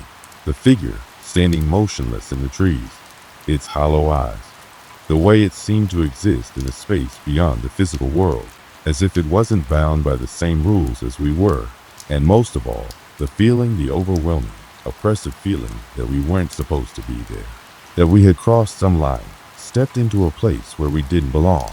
I couldn't forget the voice, that deep rumbling sound that seemed to come from everywhere and nowhere at once. It had spoken one word, leave, and somehow we had. But I knew, deep down, that the thing wasn't finished with us. It couldn't be. That kind of presence doesn't just fade away. It lingers, watching from the shadows, waiting, and though we might never encounter it again, I couldn't shake the feeling that it was always there, just beyond the edge of the world we could see, waiting for its moment. There were nights when I would lie awake, staring at the ceiling, listening to the wind outside, waiting for the sound of footsteps. I still heard them sometimes, even though I knew they couldn't be real. But when I closed my eyes, I could almost hear that same shuffling sound, the one that had followed us through the woods just beyond the walls of my house. The same sense of being watched, of something out there, just out of sight, keeping an eye on me, on us. I tried to tell myself it was just the fear talking, that the memories of that night were playing tricks on me. But there were too many things I couldn't explain, too many unanswered questions. The dreams started shortly after. Strange, fragmented dreams that made no sense. Dark figures watching me from a distance, standing at the edge of trees, in places I couldn't identify. The constant feeling that I was being followed, even when I was alone. They felt so real, so vivid. I woke up sweating, my heart racing, not sure if I had been asleep or awake. The worst part? The dreams never stopped. Sometimes I would wake up and find myself in the middle of the night, unable to move, as though something was pressing down on me, holding me in place. I would lay there, frozen, waiting for the moment when I could move again. But the pressure would stay, and the memories would rush back, the trees, the shadow, the sound of footsteps. I couldn't shake the feeling that something had changed that night, something that could never be undone. Something had marked us, and no matter how far we ran, we couldn't escape it. And as for the road, I never drove down that path again. Never. The thought of returning there, of passing the spot where we had seen the figure, filled me with a kind of dread that I couldn't ignore. There were other roads, other routes to take, and I never let myself forget the twisted, empty feeling that had washed over me the moment we left that place behind. The last thing I want to leave you with, my fellow story seekers, is this. Some things are meant to stay hidden. Some places are never meant to be discovered. And when you're driving late at night, when the world is quiet and the roads are empty, be careful where your GPS takes you. Some destinations, no matter how close they seem, are best left untouched. Because once you've seen what's out there, there's no going back. It was a cold autumn evening when my friends and I found ourselves driving down an empty highway on the outskirts of town. A sense of eeriness hung in the air as the fading orange light from the setting sun barely lit the road ahead. We'd been out for the day, just looking to escape the monotony of life and find something new, something exciting. We weren't exactly looking for adventure, but when we came across an old amusement park, its gates rusted and towering, we couldn't resist. It had been abandoned for years, or so we thought. The last time I'd heard about it was when people claimed the park was shut down due to an accident, a tragic story no one could seem to verify. Yet, there it stood, almost defiant against time itself. The sign above the entrance, barely legible due to years of neglect, still read, Whispering Pines Amusement Park. It stood there, forgotten by most, but not by us. We had no particular reason for being there other than the curiosity that gnawed at us. The park's gates were slightly ajar, and the faint scent of mildew and rust hung in the air. The idea of exploring it sounded like the perfect way to break up our evening. It was just me, Mark, and Clara. Mark was the kind of guy who was always up for anything, no matter how ridiculous or dangerous it seemed. Clara, on the other hand, was a bit more reserved, but never backed down from a challenge. I wasn't sure what exactly drew me into this whole thing. Maybe it was the way the park seemed frozen in time, the way it looked like it was still waiting for someone to come back. Or perhaps it was just the fact that we were looking for something, anything, to make our night memorable. The air was heavy as we stepped out of the car and made our way to the entrance. The park loomed ahead, casting long, dark shadows on the cracked pavement. Old rides, their metal skeletons rusted and broken, lined the area. Some were barely recognizable, while others stood eerily intact, as if waiting for the next group of visitors to climb aboard. The once bright colors of the Ferris wheel and roller coaster had faded into dull, sickly hues, but they still held an unsettling charm. It wasn't completely silent. There was a distant sound of something, maybe the wind or something else, entirely whistling through the park's abandoned structures. Clara hesitated for a moment, her eyes darting from one ride to another, but Mark pushed ahead without a second thought. We walked deeper into the park, and I couldn't help but feel a strange sense of nostalgia mixed with unease. It felt like we were intruding on a forgotten memory, one that had been buried away for far too long. There was something about the way the place looked that made it seem like it was just waiting for someone to turn on the lights again. For a brief moment, it almost seemed alive. We didn't speak much as we explored. The creaking of the old rides was the loudest sound we heard, punctuating the heavy silence. We passed by the ghostly remnants of a bumper car arena, its faded yellow walls barely holding up against the decay. Mark suggested we try to start one of the rides, but Clara was having none of it. It was clear she didn't like the idea of being in a place that had been abandoned for so long. "I'm telling you, this place gives me the creeps," she said, a nervous laugh escaping her lips. I nodded, though I wasn't sure what to feel. On one hand, the place was certainly eerie. There was no denying that. But on the other, it felt like it was simply forgotten, lost to time, rather than haunted. Maybe it was the thrill of trespassing that made it exciting, or maybe we were all just looking for something to break the monotony of our daily lives. Whatever the reason, we pressed on, moving further into the park. I remember the strange feeling I had when we passed by the old carousel. Its horses, frozen mid-gallop, looked like something out of a child's nightmare. The dull lights above it flickered intermittently, casting shadows that seemed to shift. That's when it hit me, the stillness of it all. There was something wrong about the place, something I couldn't put my finger on. As we walked deeper, we stumbled upon an old, run-down ticket booth. The glass was shattered, and the once bright red ticket signs were now covered in grime. I glanced around, half expecting someone to jump out at us, but we were alone. Clara, always the brave one in situations like this, walked up to the booth and peered inside. "You think they still have tickets?" she joked, but her voice sounded distant, almost hollow, as if it belonged to someone else. I chuckled nervously, but the feeling of unease kept growing. Something wasn't right, and I couldn't shake the feeling that we were being watched. I turned around, half expecting to see someone behind me, but the park was just as empty as before. Mark was already ahead of us, heading toward the roller coaster in the distance. "Come on," he called, not looking back. "Let's see if this place has any life left in it." Clara followed after him, and I trailed behind, still trying to shake off the feeling that something was off. I didn't know if it was the setting, the silence, or just the strange air around us, but the unease grew with each step we took. As we walked toward the old roller coaster, I couldn't help but glance up at the sky. The sun had fully set by now, and the park was enveloped in darkness, with only the faintest glimmer of light from a few distant street lamps illuminating our way. It felt like the world outside had ceased to exist, leaving us in a suspended moment of time, trapped inside the forgotten park. It was then, standing at the base of the roller coaster, that I first noticed the soft hum of something faint but persistent. It seemed to come from somewhere deeper in the park, but there was no one around. At first, I thought it was just the wind, but as we stood there in the stillness, I couldn't ignore it. There was definitely something else there. I turned to Mark and Clara, but they were already looking at each other, both sensing the same thing. The park wasn't as abandoned as we had originally thought. Something was stirring in the shadows, and it wasn't just the wind. We didn't know it then, but that was the first sign that we weren't alone. The night had fully descended by the time we reached the base of the roller coaster. The park was eerily quiet, save for the occasional creak of rusted metal or the faint rattle of a broken sign in the wind. The hum I'd noticed earlier seemed to have faded, but the feeling of being watched persisted. It wasn't something I could explain, more of a gut feeling, a sense that we were not alone. At that moment, I brushed it off, chalking it up to nerves and the unsettling atmosphere of the park. Still, the deeper we wandered, the more it became clear that something was not right. Mark was the first to break the silence.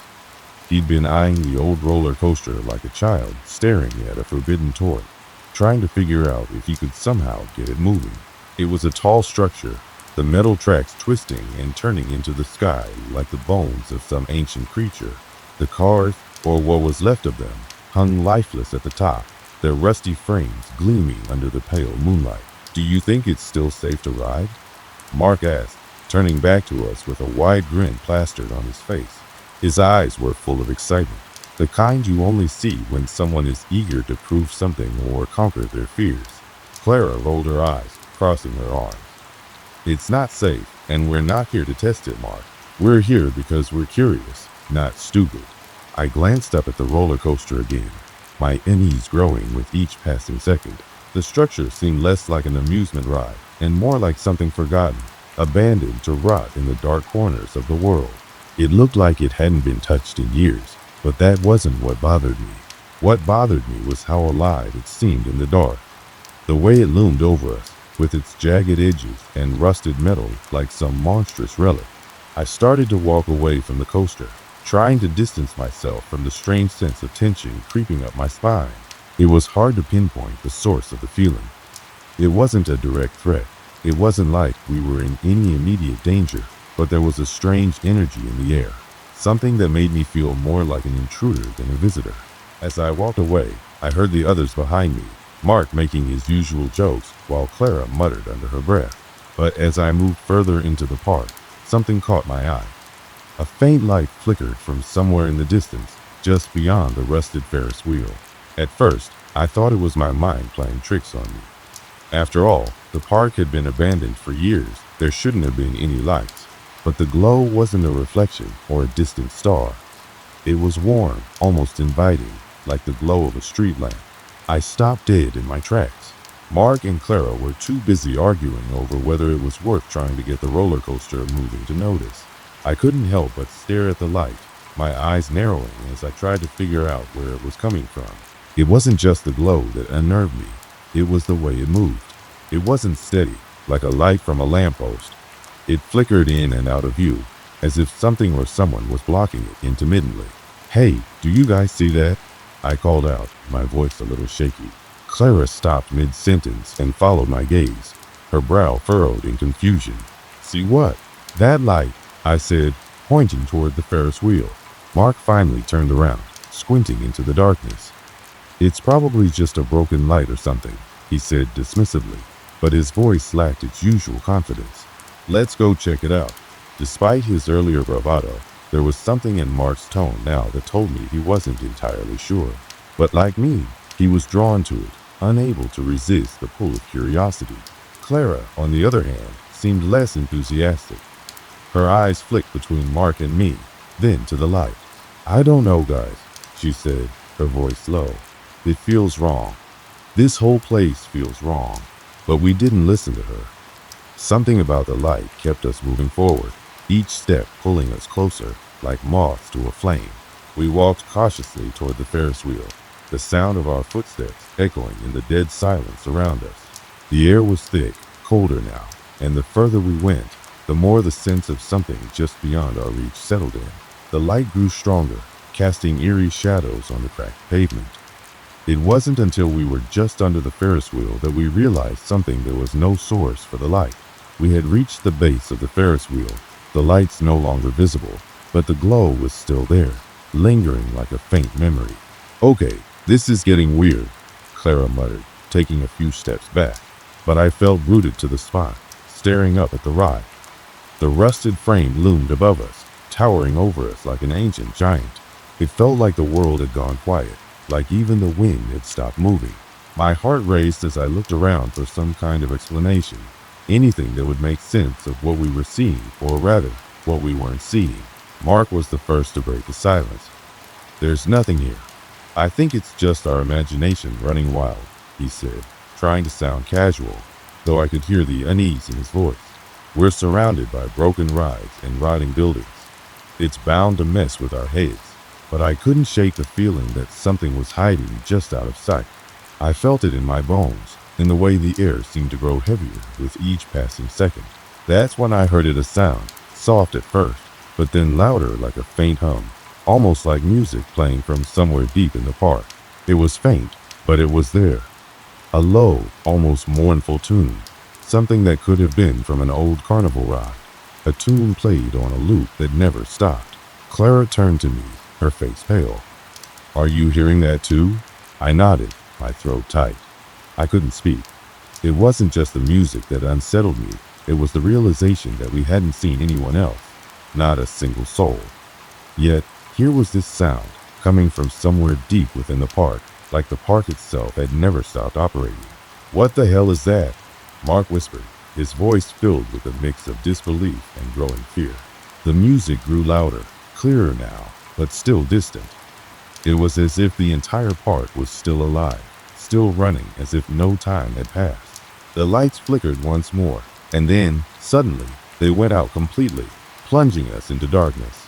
We stood there, frozen, our breaths shallow, the eerie silence swallowing us whole. "Let's get out of here," Clara said urgently, backing away from the Ferris wheel, her face etched with fear. I didn't need to be told twice. We all turned and began to walk quickly toward the exit, the sound of the music still faintly echoing in the distance. But then, just as we reached the edge of the park, the humming stopped abruptly. The darkness seemed to swallow the park whole, leaving behind only the faintest glow from the distant streetlights. And then it hit me, something had followed us. Something was watching us from the shadows. The walk back to the entrance was quick, too quick, as if the darkness and the oppressive atmosphere were pushing us to leave. But when we finally stepped out of the gate, the normality of the outside world felt strange. The hum of traffic in the distance, the faint glow of streetlights in the suburban neighborhood beyond the park's border, felt almost too mundane compared to the unsettling stillness we had just left behind. It was as if we had crossed some invisible threshold, leaving the supernatural behind. Yet the feeling of being watched, of something unseen lingering just beyond our vision, hadn't faded. It had only grown stronger. "Let's just go home," Clara said, her voice tight, her eyes darting around as if expecting something to leap out at her. "This is ridiculous. We should never have come here." Mark, usually the more adventurous one, seemed to agree. He kept glancing back toward the park entrance, shaking his head as if trying to clear it. "Yeah, I'm with you. This place is messed up. I think we've seen enough." I nodded, my thoughts still racing. What had happened back there? The light, the strange hum of the music, the sense that we hadn't been alone. It felt like we were being drawn in by something we couldn't see or fully understand. But part of me, perhaps a foolish part, felt compelled to go back, to confront whatever it was that had stirred our curiosity. Hold on, I said, stopping in my tracks. What if we're missing something? Maybe there's more to this place. We barely even scratched the surface. Clara spun around, frustration and fear written all over her face. We don't need to find more. We need to leave. We need to. But before she could finish her sentence, a low, distant sound echoed from within the park. It was the same hum from earlier, the one that had been faint at first, but now it was growing louder. The melody was familiar but warped, distorted somehow, as if it were being played through old, damaged speakers. I turned, my heart racing in my chest. Do you hear that? I asked, my voice barely above a whisper. Mark's face was pale, his eyes wide. Yeah, it's coming from inside the park. I knew in that moment that we weren't leaving. The park had called us back. Something was pulling us in. Clara, reluctantly, gave a small nod. Fine. But if anything happens, if anything feels off, we're out of there. Agreed? We all agreed silently, the weight of the decision settling heavily on our shoulders as we turned back toward the gates. As we passed through them once more, the atmosphere immediately changed. The air was colder, thicker, as though the park was holding its breath. The hum of the music was louder now, but it wasn't the only sound in the air. The soft creak of something moving, the faint rustling of leaves, the scrape of metal like an old carnival ride starting up after years of disuse echoed through the silent park. We didn't speak as we walked deeper into the park, each of us keeping our eyes open for anything that might jump out. The Ferris wheel loomed over us like a giant, its frame twisting in the wind, groaning with every gust of air. But the lights, those flickering lights we'd seen earlier, were gone now. In their place was nothing but darkness, and the deeper we walked, the more oppressive the silence became. Then, without warning, the ground beneath our feet shifted, as though the park was alive. The once cracked pavement seemed to shift and groan, as though it had absorbed some strange, unsettling energy. I took a step forward, the sound of my footfalls louder than they should have been, echoing against the stillness. A faint tremor ran through the ground, subtle but undeniable. I stopped, trying to make sense of it. Did you feel that? I asked, my voice barely audible. Clara, her expression tense, nodded slowly. Yeah, I felt it. Mark was already moving toward the roller coaster again, his earlier excitement replaced by something darker. Something's happening here, he muttered to himself. We need to figure out what's going on. I wasn't sure if I wanted to know what was going on, but I couldn't ignore the nagging feeling in my chest. Something was waiting for us, something we weren't meant to understand. We walked toward the roller coaster again, and as we got closer, the music grew louder. Now, it was unmistakable. It was coming from the coaster itself. The sound of a carnival organ playing a haunting melody was creeping through the metal skeleton of the ride, emanating from somewhere deep within. I couldn't make sense of it. It wasn't a recording, it was live, as if the park had somehow come back to life. Suddenly, the sound stopped. The abrupt silence was deafening, but before we could react, a shadow flickered near the base of the roller coaster. It was gone in an instant, as though it had never been there at all. My stomach lurched. I wasn't imagining things. I'd seen it. I knew I had. I turned to the others, but neither Mark nor Clara had noticed. They were too focused on the roller coaster. I reached out to grab Clara's arm, but before I could, the shadow reappeared, this time directly in front of me. It was a figure tall, thin, and shrouded in darkness. It had no features, no eyes, just an overwhelming sense of presence. The figure stood still for a moment, and then it began to move toward me. My heart raced, and I stumbled back, my breath catching in my throat. But as I stepped back, the figure stepped forward. It was moving with purpose, closing the distance between us, its presence suffocating. I wanted to scream, but the sound wouldn't come. Mark, Clara, I gasped, my voice a whisper lost in the stillness. They turned, finally noticing the figure. Clara's face drained of color as she took a step back, her legs trembling. What the hell is that? She whispered, but Mark, to my horror, took a step forward. It's just some kind of trick. It's just an illusion, he said, his voice shaky.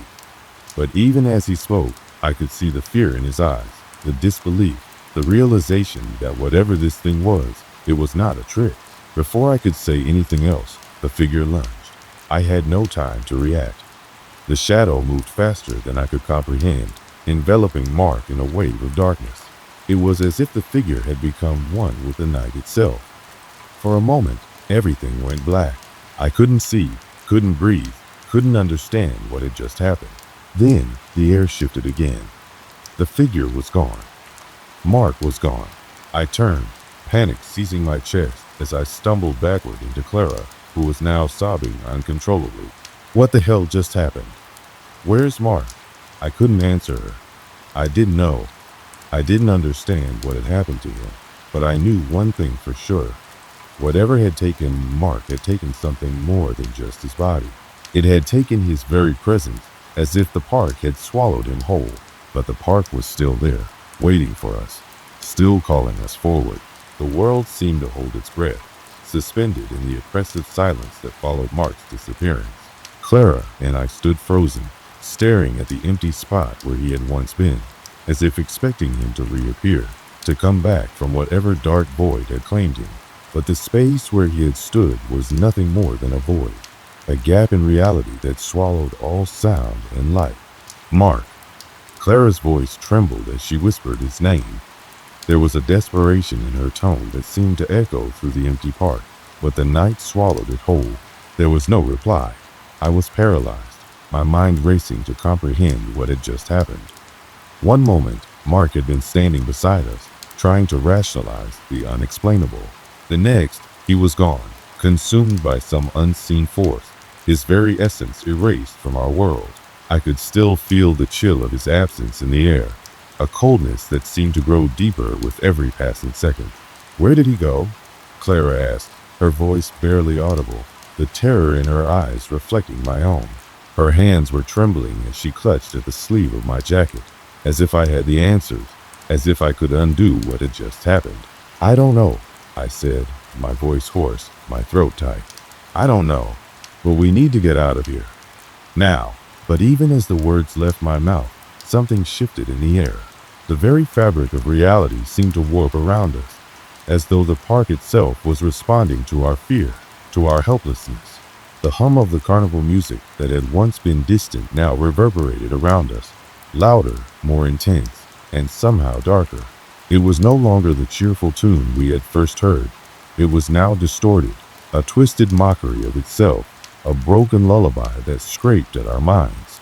I looked around, the trees casting long, unnatural shadows across the path. The Ferris wheel, once a distant outline against the horizon, now seemed to loom over us, its skeletal frame creaking as though it were alive, its lights flickering erratically. The roller coaster tracks twisted in impossible ways, bending at angles they shouldn't have been able to, like some grotesque mockery of the ride it had once been. This isn't normal, I muttered, my voice shaking with the weight of the words. None of this is normal. Clara's eyes darted around, her panic escalating.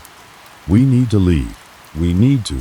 But before she could finish, a loud, screeching sound erupted from somewhere behind us. It was a twisted, mechanical noise like metal grinding against metal, but with a deep, unnatural resonance that made my teeth ache. I spun around, my heart racing, but there was nothing there. The park was as still and silent as it had been before. The sound had been real, though too real to be ignored. And then, the lights. The lights of the park blinked on, one by one, but not in the way they had before. They flickered erratically, casting eerie, fractured shadows across the ground. The glow was sickly, unnatural, like a dying sun struggling to break through thick clouds. Each flicker sent a chill down my spine, as though the lights themselves were somehow wrong.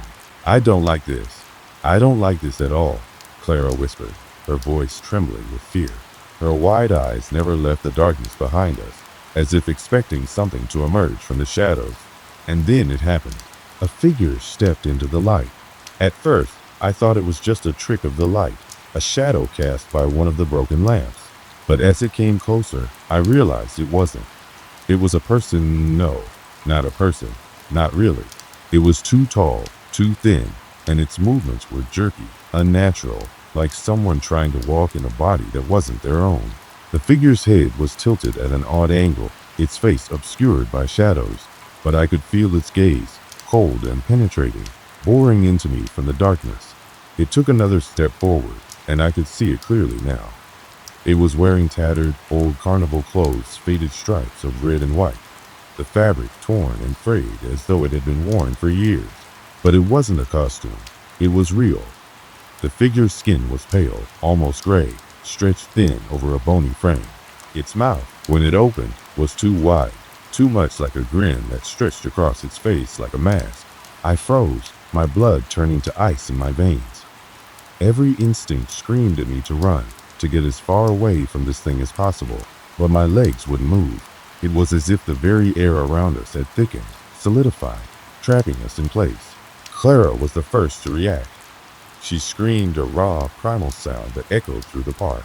The figure's head snapped toward her, its grin widening even further. It took a step forward, and then another, moving closer with deliberate slowness, as if savoring every moment.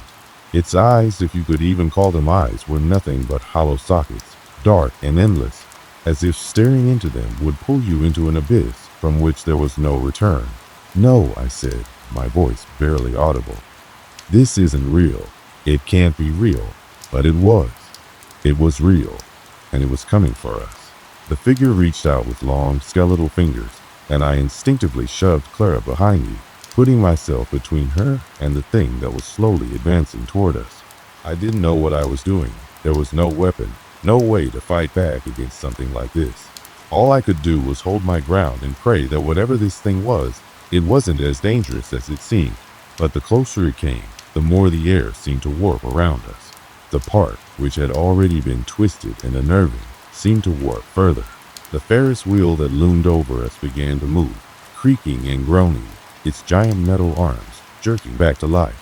The roller coaster rattled on its tracks, the cars rattling and shaking as though they were about to come off the rails. The entire park was alive. And then it spoke. The voice was low, guttural, like the rumbling of thunder, but there was a sickening sweetness to it, a mocking tone that made my skin crawl. "Leave, before it's too late," the figure rasped, its voice reverberating in my bones. "It's too late for him. But you can still leave. You can still escape." The word sent a chill through me, but I couldn't move. I couldn't react. I was paralyzed, caught in the gaze of the creature that stood before me.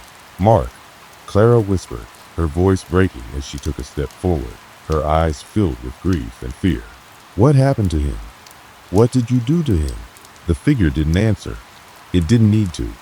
It simply raised a hand, and with a single, fluid motion, it pointed toward the center of the park. I turned, my heart pounding in my chest, and saw it. A faint, glowing shape in the distance. Something that had been there all along, but that I had failed to notice.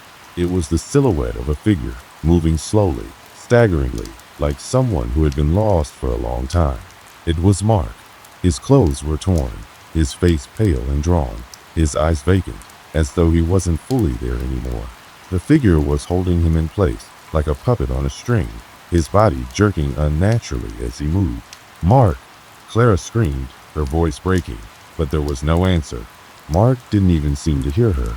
The figure, still smiling that twisted grin, lowered its hand, and the distorted carnival music began once more. The park, now fully awake, had us in its grasp, and I knew, deep down, that there was no escaping it. The air was thick with tension, each breath like a struggle against an unseen weight that pressed in from all directions. My body was rigid, my mind spinning in a chaotic whirlwind of thoughts. The figure stood there, unmoving, as if watching our every move, waiting for us to make the next one. Clara, beside me, was still trembling, her face pale, her eyes wide with a mix of fear and desperation. The weight of Mark's absence pressed down on her like an anchor, but I could see the flicker of determination behind her eyes. She wouldn't give up, not without a fight, but there was no fighting this. I knew that deep down. The creature, the twisted figure, remained silent, its grin widening as it saw our reaction. There was something so wrong about it, something that went beyond just its appearance. The entire situation felt wrong, like we were trapped in a nightmare, unable to wake up. The park, with its broken rides and distorted lights, had become a prison of its own making. And Mark, poor Mark, was caught somewhere in the middle of it, a puppet in the hands of whatever force had taken hold of this place. "What do you want from us?" Clara finally managed to croak, her voice raw from the scream she had released earlier. She sounded so small, so helpless, but I knew she was holding on to something. A shred of hope, perhaps. A shred of resolve. The figure didn't respond immediately. It didn't need to. It wasn't concerned with answers, at least not in the way we understood them. It was just playing with us, letting us feel the weight of our own helplessness before it would strike again. But the words that finally left its mouth were as chilling as they were cryptic. "Leave or stay. The choice is yours," it said, its voice like gravel scraping against metal. Clara's grip tightened on my arm, and I could feel her heartbeat in the palm of my hand. She was terrified, I could tell. But there was something else in her eyes, something that told me she wasn't ready to give up. "Not yet. We can't leave without him," she whispered, more to herself than to me. I looked at her, my chest tightening with fear. I knew that, deep down, she was right. But the question was, how? How could we save him from whatever twisted force had claimed him, when we were just as much prisoners as he was? I glanced back toward the glowing silhouette in the distance, the faint outline of Mark, still moving in that unnatural, jerking manner. He was there, but he wasn't. His eyes, those once vibrant eyes, were hollow, vacant. The figure's hand was still extended toward him, like it was controlling his every movement. And though I wanted to run, to escape, to leave this nightmare behind, I couldn't. Not with Clara beside me, not with Mark still out there.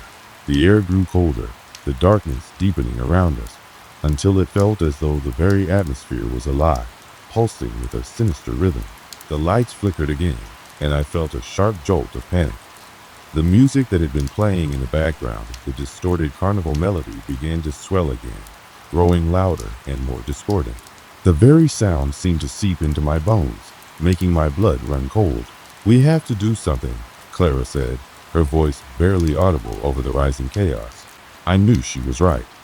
We couldn't just stand there. We had to act. I turned to the figure, my legs shaking beneath me, my heart pounding in my chest. "Let him go," I demanded, my voice hoarse, but I forced the words out. "You've taken him, but you can't keep him. Not like this." The figure's grin widened, its hollow eyes gleaming in the sickly light.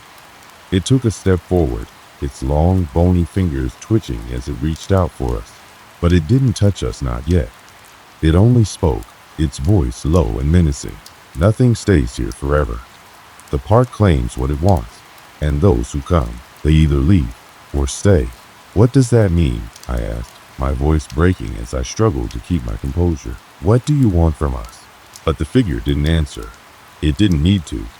The music, once again, began to rise, and suddenly, I understood. The park was alive in a way that no place should be.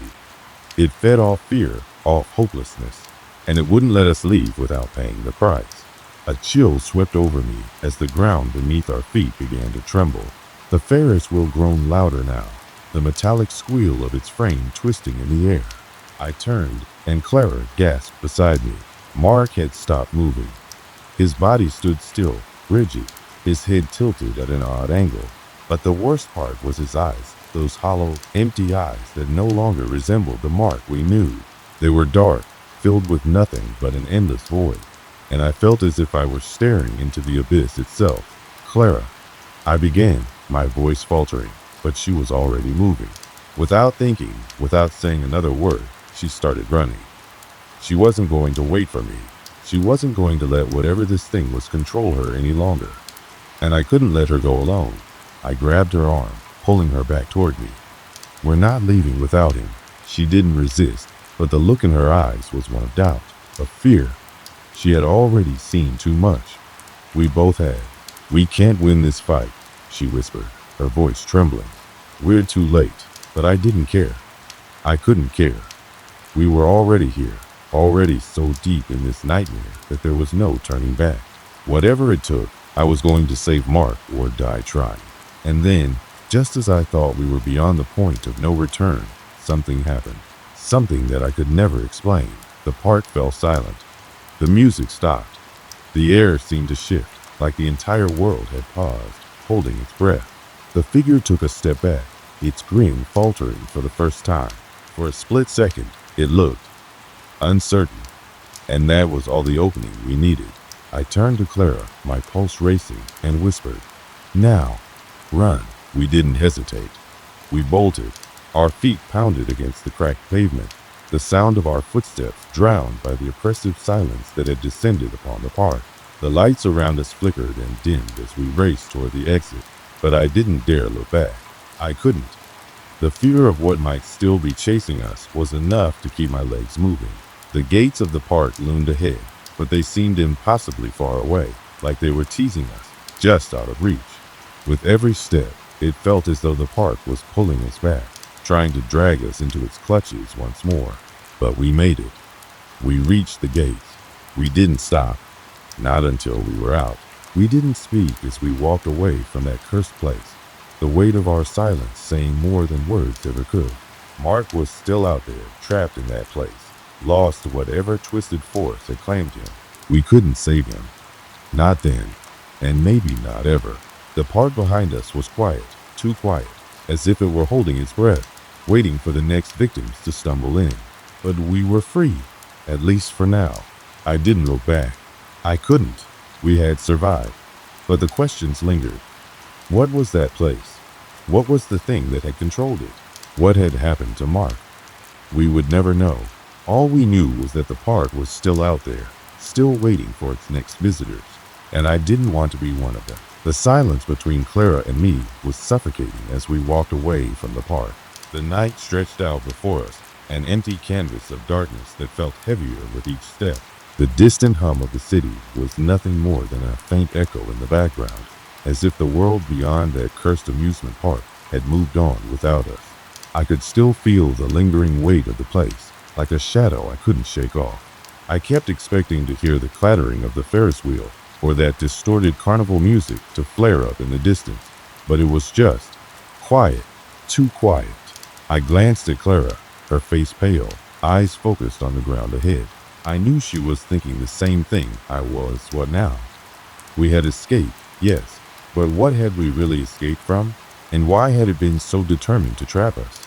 We didn't talk for a long while. There wasn't anything to say that could ease the heavy burden in our chests. Mark was still out there, lost, controlled, and we didn't even know if he was still alive. There was a part of me that told me we should have gone back for him, that we should have fought harder, but another part, the more rational part, knew it would have been pointless. We were already beyond the point of no return. The park didn't just claim its victims. It warped them, twisted them into something else, and there was no saving that. I tried not to think about that as we reached the edge of the city. The bright streetlights flickered overhead, and the hum of the world seemed louder here, like life was continuing without us. But I couldn't shake the feeling that something had changed. Something had shifted deep within me in a way I couldn't explain. It was like the park had left a mark on my soul, one that would never fade. As we reached the entrance to my apartment complex, I turned to Clara. She was still lost in thought, her fingers nervously playing with the sleeve of her jacket. I could tell she was struggling with the same thing. The questions, the why. "I don't think I can ever go back there," Clara said finally, her voice soft but resolute. "I can't. The thought of it, it's just too much." I nodded, the knot in my stomach tightening. The truth was, I didn't think I'd ever be able to return to that place either. I had seen something. There's something beyond the realm of normal, beyond the realm of the explainable. It wasn't just the eerie atmosphere or the sinister figure that had tried to drag us into its nightmare. It was the fact that the park had felt alive, that it had a mind of its own, and maybe, just maybe, it wasn't finished with us yet. "I don't think it's over," I muttered under my breath. Clara stopped in her tracks, her eyes wide as she turned to face me. "What do you mean?" I could feel my heart rate pick up. The words had just spilled out, but they were true. There was no escaping what we had been through. The park was still out there, somewhere, and even though we had left its gates, I had the feeling that it wasn't done with us. Not yet. "I don't know," I said, rubbing my temples in frustration. but I can't shake this feeling. It's like it's still watching us. Clara's face softened as she stepped closer to me. We've been through hell. We made it out. That's all that matters. But I wasn't so sure. A part of me wondered if we would ever truly escape.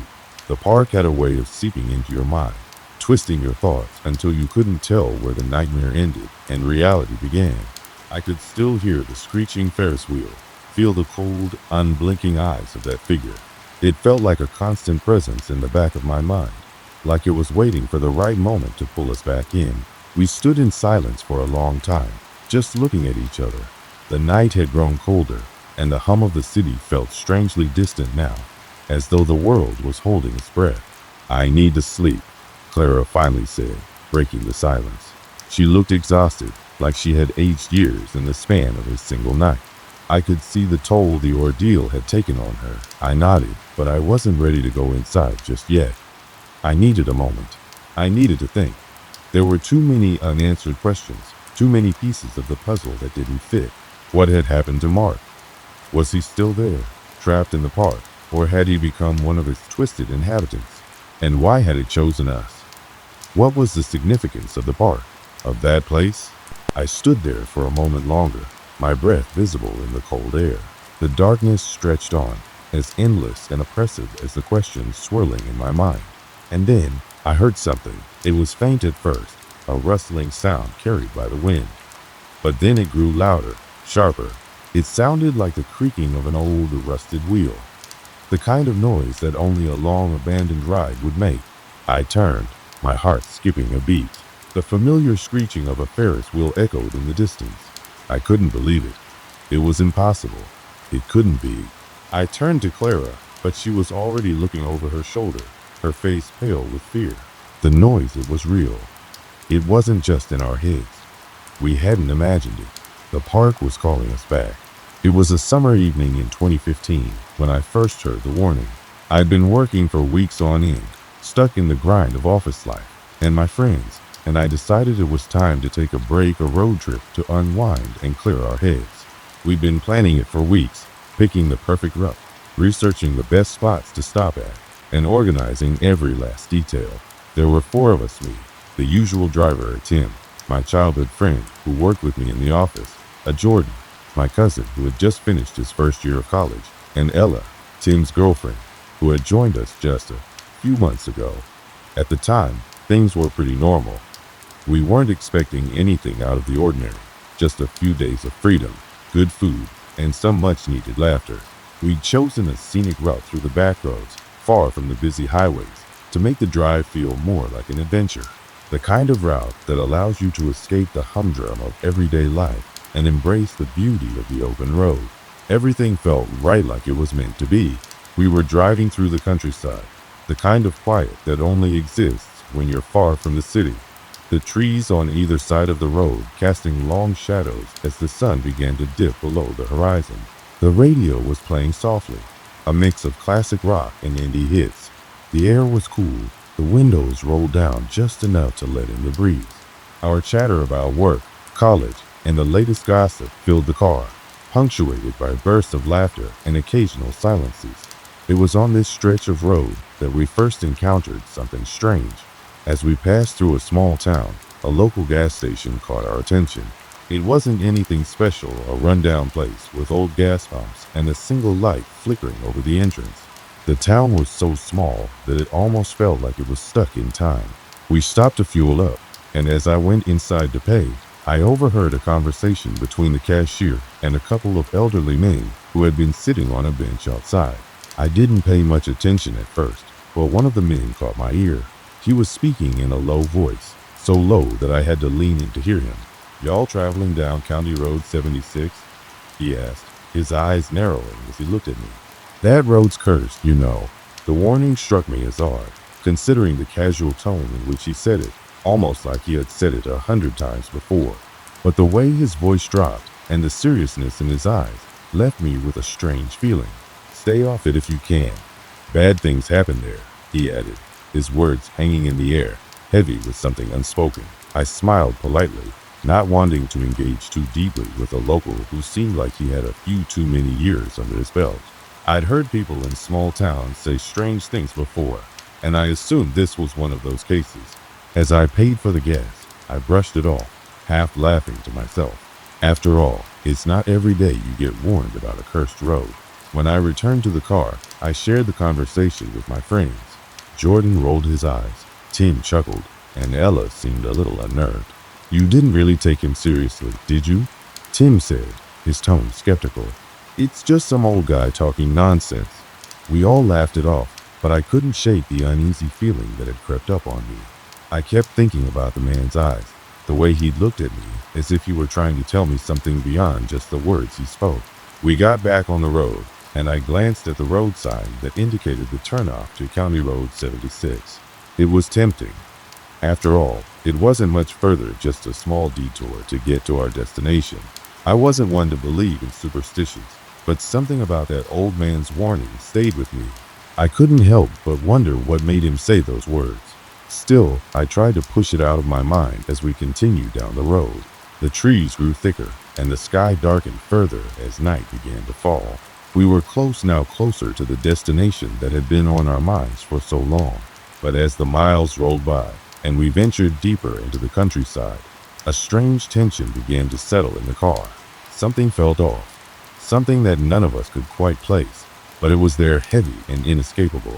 At that point, I didn't know it yet, but this road would be the beginning of something far darker than any of us could have ever imagined. That warning about the cursed road. It wasn't just some old man's rambling. It was a warning that we would soon find all too real. And with that, my friends and I would be drawn into a nightmarish reality we couldn't escape. The first signs of something strange didn't come all at once. It wasn't a single, dramatic event, but a collection of small, unsettling moments that piled up like stones, each one adding a little more weight to the atmosphere in the car. At first, I chalked it up to the fatigue of the long drive, the setting sun playing tricks on my mind. But even then, deep down, something felt off. We were a good distance away from the gas station now, and the further we went, the quieter the car became. It was as if the road itself had a way of making everything feel distant. The usual chatter between Tim, Jordan, and Ella had slowed to a trickle. No one was talking much. Even the radio, which had been playing lighthearted tunes earlier, was now filled with static, as though the airwaves themselves were trying to block out whatever was ahead of us. It was Jordan who first pointed out the oddity. "Did you guys see that?" he said, his voice a little sharper than usual. Tim, who had been driving, glanced at him in the rearview mirror, his brow furrowed. "See what?" "There was something. In the woods. A light, I think." "A light," Tim repeated. "What kind of light?" "I don't know. Like a flash, but it was gone before I could really see it." Jordan sounded a little uncertain now, but there was a hint of unease in his tone that I hadn't heard before. I leaned forward, squinting at the darkness beyond the road. "You sure it wasn't a car?" I asked, though I wasn't really convinced by my own question. We hadn't seen another vehicle for miles. Not even a single headlight in the distance. Just the occasional farmhouse, the kind with rusted, faded signs, half hidden behind overgrown grass. The road had been desolate for the last half hour, so the idea of another car passing by seemed unlikely. "It wasn't a car," Jordan replied, his voice low now, like he was speaking more to himself than to us. "It was different.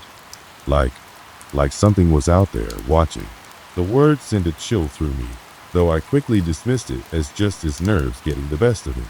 Maybe it was a firefly or something.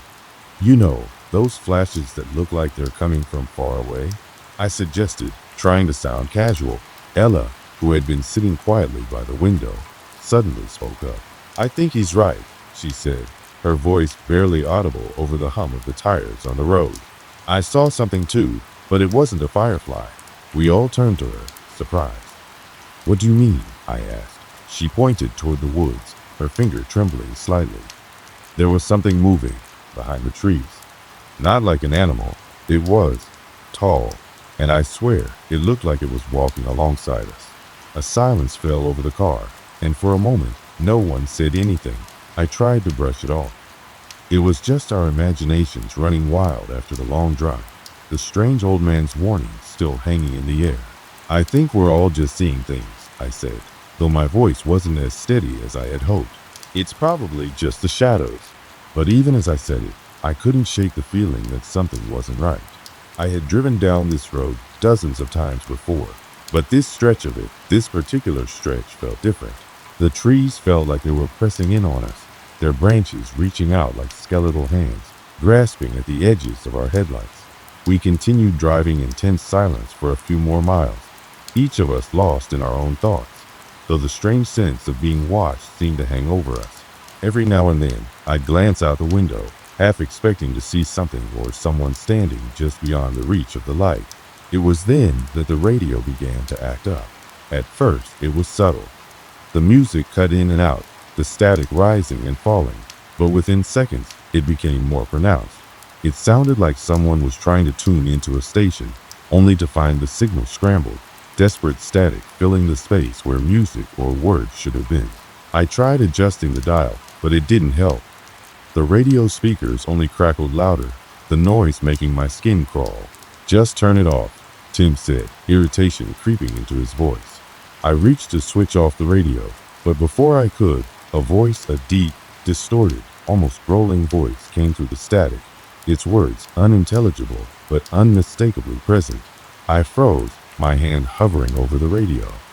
The voice lasted only a moment before the static swallowed it whole, and then, just as suddenly as it started, the radio went silent. "Did you hear that?" I asked, my voice barely above a whisper. Ella nodded slowly, her eyes wide with unease. "What was that?" she asked, almost to herself. Jordan had turned pale. "That wasn't normal," he said, his voice trembling. "I swear I heard someone talking." Tim, clearly unsettled, looked at me with a furrowed brow. "What the hell was that? I thought you just turned the radio off." "I did," I said, my voice shaky. "That wasn't me." We were all silent for a few moments, each of us processing what had just happened. The air inside the car felt thick now, oppressive, as though the road itself had become heavier. I could almost feel the weight of the darkness pressing in on us. Despite everything, we continued on.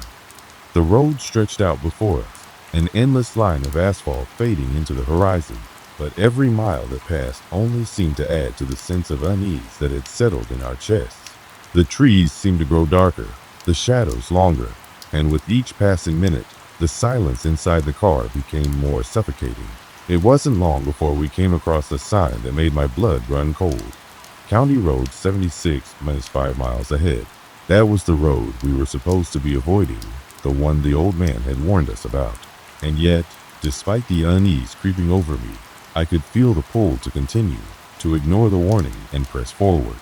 But when I looked over at Tim, I could see he was just as uneasy as I was.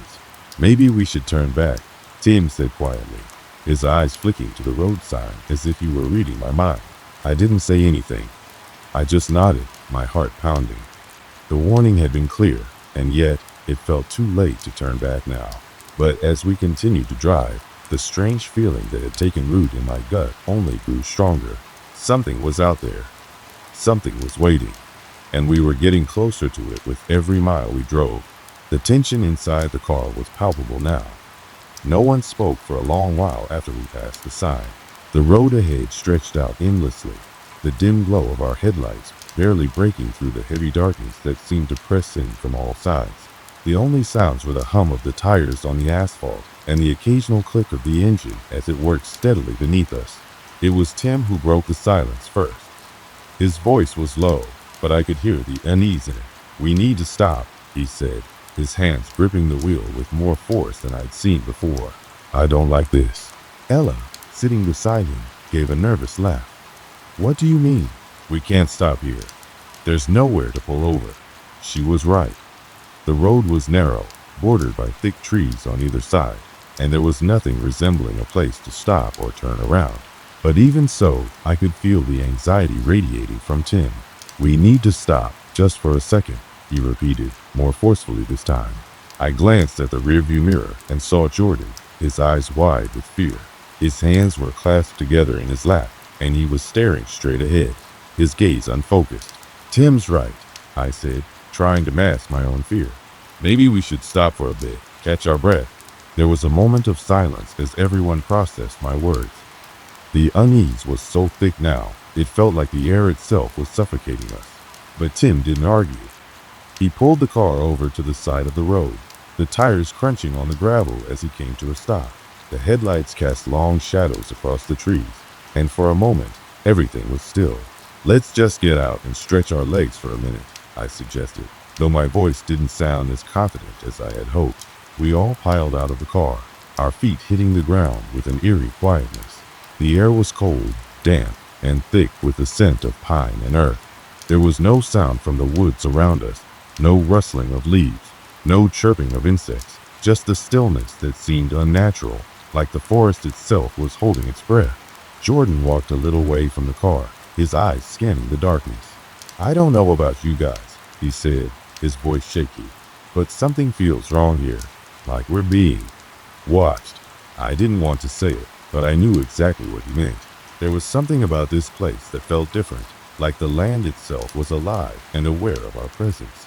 The silence was oppressive, almost suffocating, and the trees seemed to close in on us, their branches stretching toward the car like skeletal arms. Ella, who had been standing closest to the woods, suddenly shivered. "Guys, I don't like this. Let's get back in the car." Her voice was high-pitched, almost desperate, and it sent a chill down my spine. "Just a few more minutes," I said, trying to sound reassuring, but even I wasn't sure who I was trying to convince. It was then that I heard a faint rustling sound, soft but unmistakable, coming from deep in the woods. I turned to look, my eyes straining to see past the darkness, but all I could make out were shadows, moving strangely as if something or someone was shifting just out of sight. "Did you hear that?" Tim asked, his voice low and tense. Before anyone could answer, the sound grew louder, closer. It was like footsteps, soft but deliberate, crunching through the underbrush. The hairs on the back of my neck stood on end as I turned toward the sound. "All right, let's get back to the car," I said, my voice suddenly sounding more urgent than I meant it to. But as we moved toward the car, the rustling stopped, as if it had never been there. I couldn't shake the feeling that something had been watching us from the trees, waiting. I glanced over my shoulder as I climbed into the car, but there was nothing, only the endless dark of the woods. Tim started the engine again, his hands trembling as he gripped the wheel. We all sat in silence for a while, the car creeping forward at a slow pace. The lights of the car flickered slightly, as if they were struggling to stay on, casting strange, dancing shadows across the road ahead. The trees now seemed to lean closer to the car, the thick branches nearly brushing against the roof. "Something's not right," Jordan said after a few minutes, his voice barely a whisper. He was looking out the rear window now, his eyes wide, and I could see the fear written clearly across his face. "I swear I saw something moving behind us, in the trees." My heart skipped a beat. "What do you mean?" "There's nothing back there." "I saw it," Jordan insisted. "It was tall, too tall, like a figure, moving just behind the trees." I turned around in my seat to glance through the rear window, but I saw nothing, only darkness, endless darkness. But the fear in Jordan's eyes was enough to make my blood run cold. I tried to rationalize it. It was just his mind playing tricks on him, the fatigue of the drive, the strange atmosphere. But even as I thought it, I couldn't dismiss the unease crawling up my spine. "We're almost there," Tim said, trying to sound reassuring as he pushed the car forward. But even his voice was thick with tension now. "Just a few more miles." But the closer we got to our destination, the more frequent and intense the strange occurrences became. First, the car's radio started acting up again. This time, it wasn't just static. It was as if someone was trying to communicate through the fuzz, their voice low and unintelligible, almost like a chant. I tried to fiddle with the knob, but the radio only grew louder, the static growing to an unbearable level. "Turn it off, turn it off," Ella shouted, her eyes wide in panic. Tim slammed his hand down on the power button, and the radio fell silent, but the air felt heavier. Even the hum of the car's engine seemed to fade, replaced by an eerie quiet that seemed to press in on us from all sides. We drove on in silence, the weight of the strange events bearing down on us. I kept glancing into the rearview mirror, half expecting to see something in the distance, but there was nothing, just the darkness stretching on forever. And then it happened again. The same rustling sound, the same heavy, deliberate footsteps, getting closer with each passing second. I could feel my pulse quicken as I turned to look out the windows, but all I saw was the black void of the woods, the trees standing tall like silent sentinels. "Did you hear it?" Jordan asked, his voice shaking. "I heard it," I replied, my throat tight with fear. Tim's hands were clenched white, knuckled around the wheel. "There's nothing out there," he said, but even I could hear the uncertainty in his voice. We all knew it now. There was something out there, something following us, something waiting for us. The car was creeping along, its headlights barely cutting through the blackness of the night. The silence inside the vehicle had become suffocating, thick with fear and uncertainty. Everyone's eyes were fixed on the road ahead, though I could feel the weight of their gazes on me, waiting for anyone to make sense of what was happening. Jordan was the first to speak, his voice breaking the heavy quiet. "It's getting closer," he whispered, barely audible. I didn't have to ask what he meant.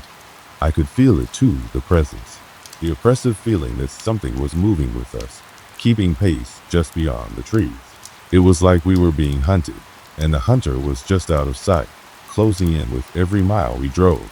I glanced in the rearview mirror again, but all I saw was the endless stretch of road behind us, swallowed up by the dark. No figure, no shadow. But even though I couldn't see it, I could feel that something was out there, watching. Tim was gripping the steering wheel so hard his knuckles had turned white. "We need to get out of here," he muttered under his breath, his voice barely audible. Ella was shaking beside him, her fingers tightly clutching the seatbelt, her eyes wide and unblinking. "Please, just get us out of here," she begged. "I can't take it anymore." It was as if the air had turned thick, pushing down on us from every side. Every few seconds, I could hear faint sounds, twigs snapping, leaves rustling, like something large was moving just off the side of the road. Every time I looked, the woods were as empty as before, but the sounds kept coming, growing louder, closer, more frantic. Then, something in the distance caught my eye. A flicker of movement, a shape that seemed to blend with the shadows, but wasn't quite part of them. It was fast, unnaturally fast. It darted between the trees, its form stretching and shifting like it wasn't quite solid. I froze, unable to look away. My heart hammered in my chest as I watched the thing move, its shape becoming clearer, too tall, its limbs long and angular, almost impossibly so. It had no face, no features that I could distinguish, just an eerie, blank space where its head should have been. I wanted to scream, to warn the others, but the words wouldn't come. I was paralyzed, unable to process what I was seeing. The thing was moving closer, its strange limbs reaching toward the road, as if it was aware of us, following us, drawing nearer with every heartbeat. "Do you see it?" I finally managed to say, my voice trembling. Tim's eyes darted toward the trees, but by the time he looked, the figure had disappeared again, swallowed by the dark. "What the hell was that?" Tim's voice was strained, full of disbelief. "I don't know," I said, my breath catching in my throat. "But it's not normal." Jordan's hands were gripping the door handle now, his face pale, his eyes wide with terror. "We need to stop. We can't keep going like this." "We're almost there," Tim replied, though I could hear the doubt in his voice. "Just a few more minutes." But just as he said that, the car lurched. The engine sputtered, the lights flickering violently. For a moment, everything seemed to freeze. The sound of the engine cut out, the lights blinked off, and the only thing left was the oppressive silence of the night. Then, just as suddenly, the car surged forward, the headlights flashing back to life as if nothing had happened. But I could feel it. Something was wrong. Something had just shifted, and whatever it was much closer than before. The rustling from the woods started again, louder this time, unmistakably close. It was no longer a faint noise, something distant in the trees. It was right there, just beyond the road. I could hear heavy breathing now, slow and deliberate, like something was stalking us, moving with the same deliberate pace. "Tim, stop the car," Ella shouted, her voice high with panic. But before Tim could respond, the car jerked to the side, as though something had struck it. We all lurched forward, and the headlights flickered once more. Tim swore under his breath and tried to steady the wheel, but the car veered uncontrollably, as if something unseen was pushing against it. "Get out of the car," Jordan yelled. His voice was frantic now. "We need to get out." It's coming. Tim slammed the car into park, and we scrambled out of the vehicle, adrenaline flooding our veins. We stood there for a moment, the cold air hitting us all at once. It was still and quiet, but the feeling of being watched, of being hunted, was overwhelming. I could hear it now, the unmistakable sound of something moving in the trees. It was fast, too fast. Whatever it wasn't human. The way it moved, the way it shifted between the trees, was all wrong, unnatural. "We have to go," I said, my voice trembling. I could barely think straight. Every instinct in me screamed to run, to flee, but I knew that if we stayed, whatever was out there would find us. We turned to head back to the car, but then it appeared. It came from the trees, its body stretching impossibly tall, its limbs reaching out like some twisted mockery of a human figure. The thing that had been following us was here, right in front of us. I could see it clearly now, its elongated limbs ending in hands that were far too large, far too distorted. The lack of a face only made it worse. The empty space where its head should have been was just that, a hollow void. But the worst part was the noise. It wasn't a scream or a growl, but a low, guttural hum that vibrated in my chest, in my bones. We froze. My body refused to move, as if it had gone numb. Tim reached out as if to grab me, but he was frozen too, his mouth open in shock, his eyes wide with terror. Then it moved. Fast. It lunged toward us in one fluid, jerky motion, its hands reaching out for us with inhuman speed. Ella screamed, but her voice was drowned out by the noise, the horrific, vibrating hum that seemed to surround us. Before any of us could react, something slammed into the creature. It wasn't a person, wasn't anything I could identify, but the thing recoiled, its body jerking back as if struck by an invisible force. "Get back," a voice shouted, sharp and commanding. I turned to see a man tall, wearing a dark jacket and boots, his face obscured by shadows standing just behind us. He was holding something, a large metal object that glinted in the dim light. The creature hissed, its shape distorting and twisting, but the man didn't hesitate. He swung the object toward the creature with brutal force, and it recoiled again, this time retreating back into the woods. We didn't know what to do. We were all shaking, unable to speak as the man stepped forward, his presence almost calming in its own way. "Come with me," he said, his voice low but urgent. "You need to leave this place." Now, we didn't question him. There was no time.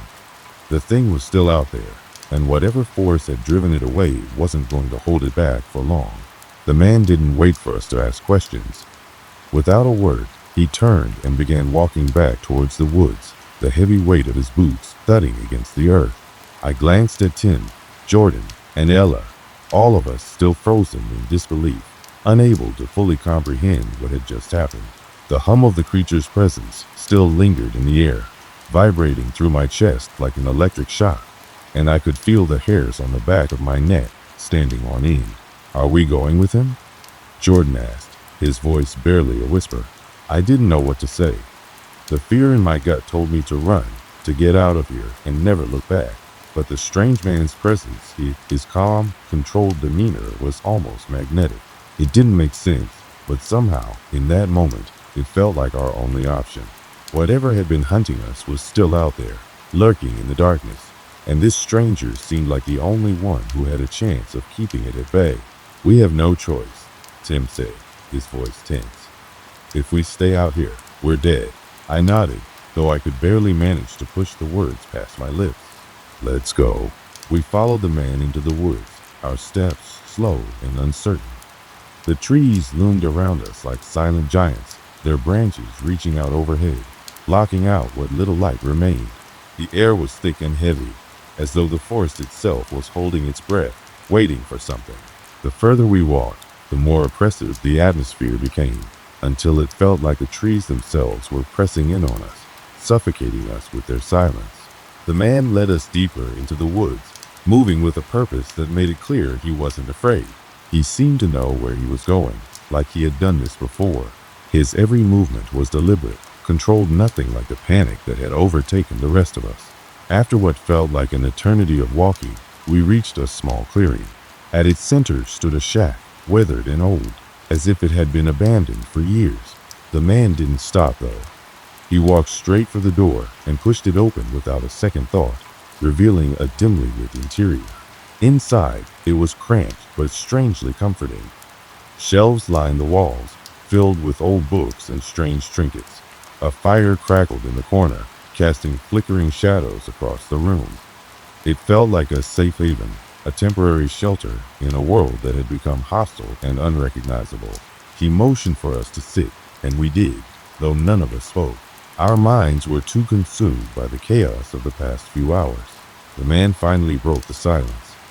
I know you have questions, but right now, the most important thing is that you're safe. Safe. Tim's voice was incredulous. You just saved our lives. But what the hell was that thing? What was chasing us? The man sighed, rubbing a hand over his face, as though the weight of the situation was finally sinking in. It's not something you can understand easily, he said. But I'll try. That thing you saw? It's part of a much bigger problem. A curse, if you will. This road, this area, it's been tied to an ancient force for centuries.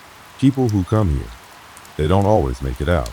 And even if they do, they often don't leave the same way they came. He paused, taking a long breath, as though choosing his words carefully. That creature is a manifestation of that curse. It's not something that can be killed, not in the traditional sense. It's a part of this land, this place, and it feeds on fear. The more afraid you are, the stronger it gets. I didn't know what to think. The words he was saying felt impossible, but in the context of what we had just witnessed, I didn't know what to believe anymore. My mind couldn't fully process everything, but one thing was clear. We had barely survived an encounter with something we couldn't explain. Then, why did it stop?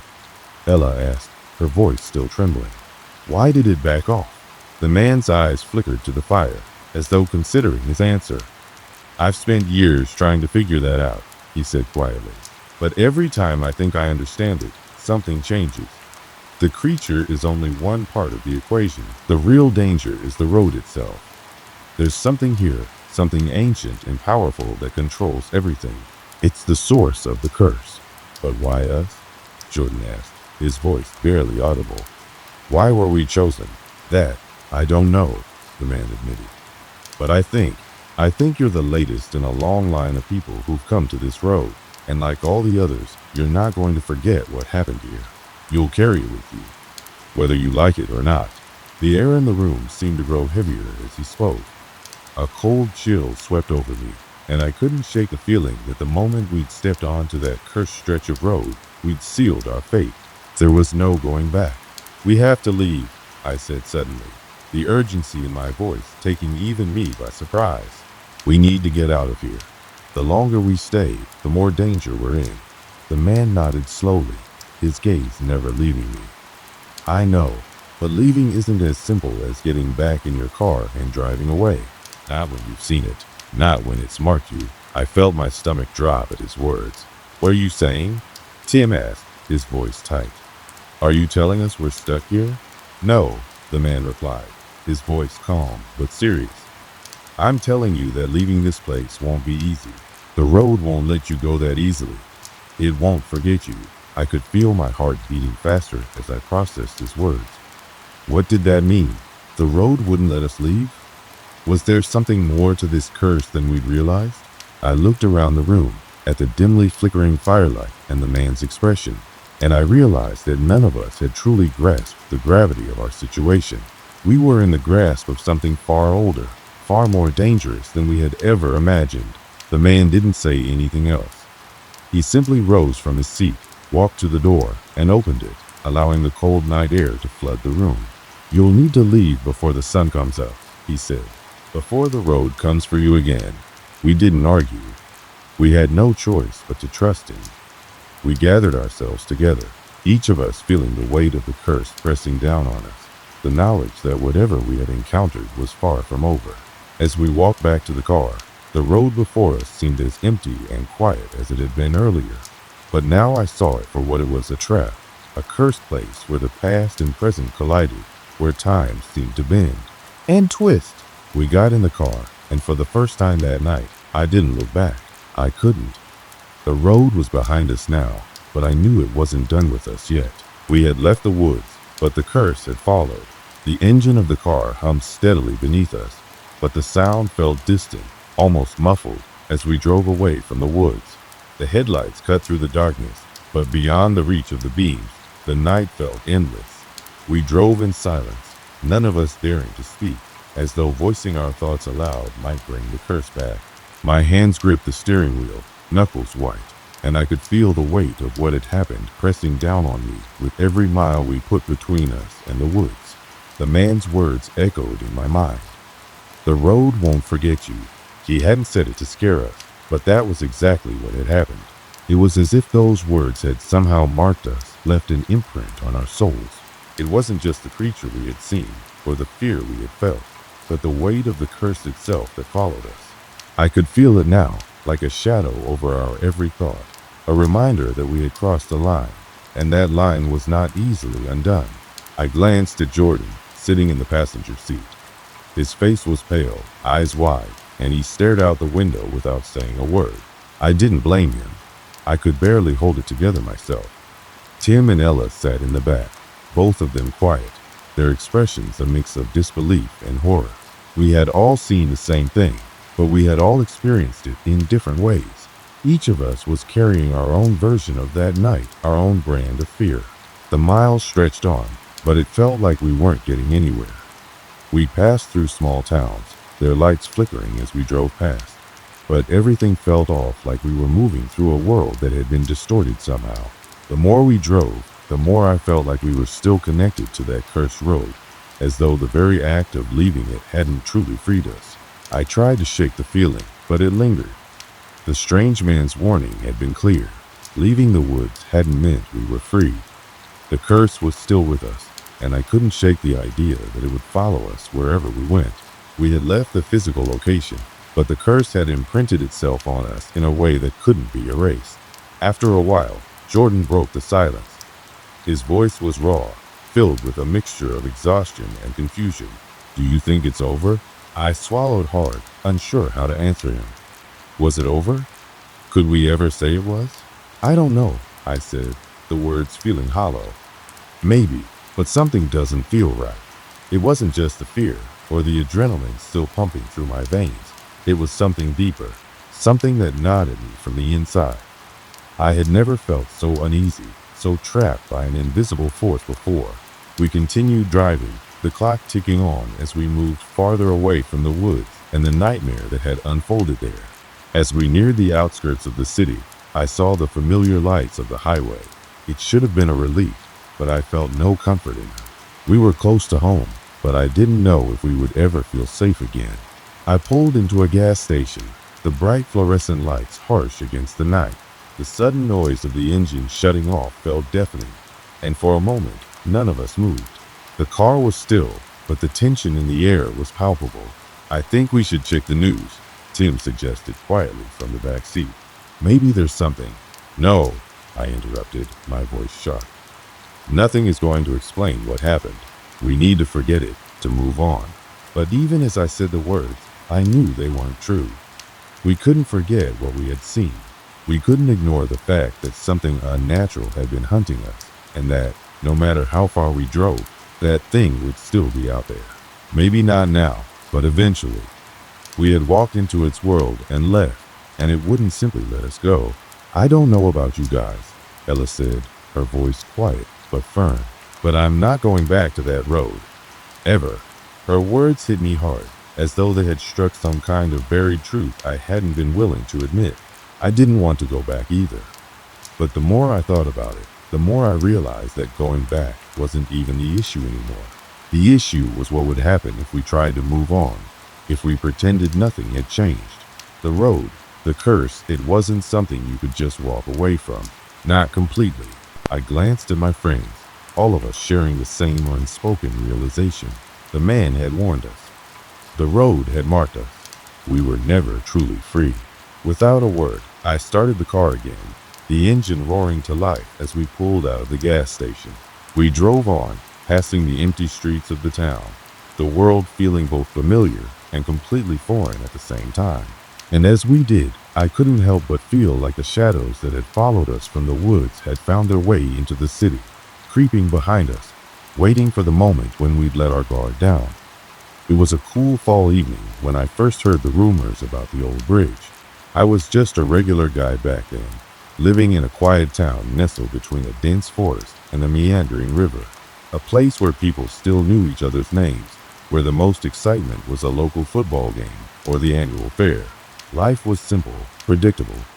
You could set your watch by the rhythms of the small town I called home. The bridge, as far as I knew, had been around for decades. It crossed the river at a spot where the current ran fast, and the water was always dark and cold. I'd seen it countless times, crossing it whenever I went to visit the neighboring town, where my buddy and I would grab a cup of coffee at a local diner or hit up the old record shop. The bridge was nothing more than an unremarkable stretch of metal and wood, a relic of the past. It didn't seem special, but that's the thing about places like these. They often have a history that you don't know about until you're already in too deep. I wasn't expecting much when I found out the local kids had started calling it the Haunted Bridge. The rumors swirled around the town like an unsettling breeze, but I brushed them off. I didn't believe in ghosts, and I certainly didn't believe in haunted bridges. But there were others who felt differently, and it was this shift in belief that started to grab my attention. It wasn't just the kids talking anymore. I heard murmurs in the corners of the diner, hushed voices between the cracks of doors, and that's when I learned that there was something off about this bridge. I wasn't alone in my skepticism. My friend, Mark, had lived in this town his entire life, and he couldn't have been more dismissive of the stories. One night, we were sitting in his garage, the smell of gasoline and the faint hum of a tool in the background, when the conversation turned toward the bridge. "You're not gonna believe this," Mark said, laughing under his breath. "But my brother swears he saw something there." Said the air around it got heavy, and the trees were bending in a way they shouldn't be. He shook his head. "He's full of crap, man. You know how it goes around here. Just people looking for something to talk about." But it was that comment that stayed with me, nagging at the back of my mind. That something to talk about comment wasn't just a throwaway line. I've always believed there's truth in every story, no matter how far-fetched it seems. It was then that I made a decision. I had to see for myself what was going on with the bridge. My curiosity had been piqued, and now I couldn't let it go. We didn't know it then, but that bridge would soon become a place neither of us would ever forget. Mark and I had no idea how drastically our lives would change in the coming weeks. As I drove down the winding gravel road toward the bridge one evening, the sun setting behind the trees, it felt like just another day, nothing out of the ordinary. The town was quiet, the kind of silence that only a small place like ours could provide. It was calm, serene. Until we got closer, the first thing I noticed was how different the air felt. There was a coldness to it, an unsettling chill that seemed to creep in from nowhere. The trees, which normally stood tall and proud, looked like they were sagging, their limbs hanging lower than usual. But this was just the beginning. The more I stared at the bridge, the more I began to feel that something was wrong, as if the bridge itself was watching us. I pulled the car over, the tires crunching on the gravel, and Mark and I stepped out. There was a strange stillness that I couldn't shake.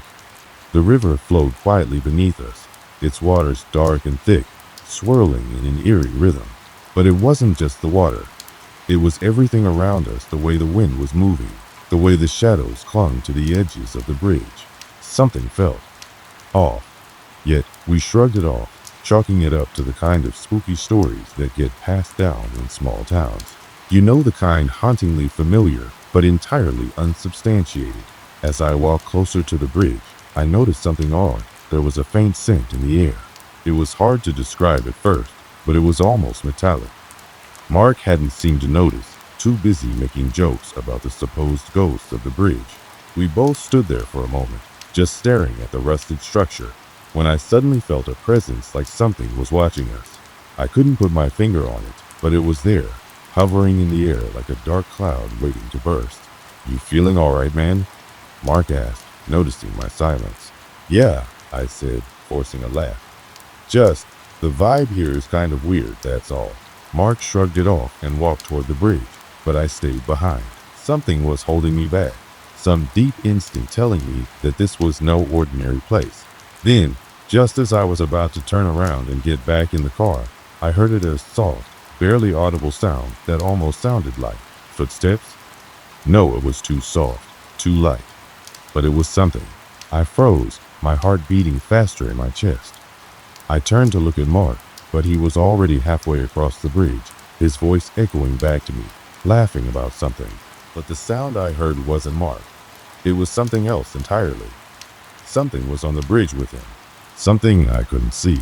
"Mark!" I shouted, my voice tinged with panic. "Mark, get back here!" The sound of my voice snapped him out of whatever trance he was in, and he turned back toward me. His face was pale, his lips tight. "Did you hear that?" he asked, his voice low and shaky. It sounded like someone walking. We stood there for a few moments, not saying anything, just watching the bridge. The air had grown even colder, and I could see my breath in front of me now, sharp in the growing darkness. Finally, Mark turned and walked back towards me. We didn't speak about it, but both of us knew something wasn't right. Little did we know that night would be the first of many strange encounters. The bridge was not just a bridge. It was a place where the past and present collided, where the air itself seemed to carry a weight, a heaviness that could never be explained. And as we got back in the car and drove away, I couldn't shake the feeling that we hadn't left it behind. Not really. After that first trip to the bridge, things didn't return to normal as quickly as I had hoped. I thought that maybe it had just been an overreaction, the kind of feeling you get when you let your imagination run wild. But the more I tried to ignore it, the more persistent that unsettling sense of something being wrong became. It wasn't just in the air around the bridge anymore. It was following me, creeping into my everyday life. A few days passed since Mark and I had stood on the bridge that evening, and I tried to go back to the usual routine. I worked a regular job at a small hardware store in town, stacking shelves, helping customers, and listening to the local gossip. The days were mundane, just like they always were. But I couldn't shake the feeling that something had changed. It was like a distant echo of that cold, heavy air was still lingering with me, even in the middle of my busy day. It wasn't until the night of the following weekend that I felt it again, the strange sensation that had clung to me since we left the bridge. I had been invited to join some friends at a local pub, a casual hangout spot where we all gathered to relax after a long week. It was one of those nights where the town felt alive in its own way, people talking, laughing, and music filling the space. There was nothing out of the ordinary, just the hum of life moving as it always had. I was halfway through my drink when the hair on the back of my neck suddenly stood up. It was as if someone had just walked over my grave. I looked around, trying to make sense of it. The pub was busy, people chatting, the bartender pouring drinks, and the TV in the corner showing a sports game. Everything looked completely normal, but I couldn't shake that feeling. It was like being watched from a distance, a sensation that hit me square in the chest. Mark noticed my discomfort almost immediately. He leaned over and tapped me on the shoulder. "You all right?" he asked, his voice low. "Yeah, I don't know. I'm just getting this weird feeling." I paused, trying to explain it. "Like, I can't shake the sense that someone's watching me, you know?" Mark raised an eyebrow. "Come on, man. It's just the place. It's crowded. You're probably just getting paranoid." I forced a smile and nodded. "Yeah, maybe. Just one of those nights, I guess." But even as I said it, the feeling didn't go away. It felt like something was hovering just out of my reach, but every time I tried to pinpoint it, it would slip away like a shadow in the corner of my eye. The night went on, but I couldn't shake that eerie feeling.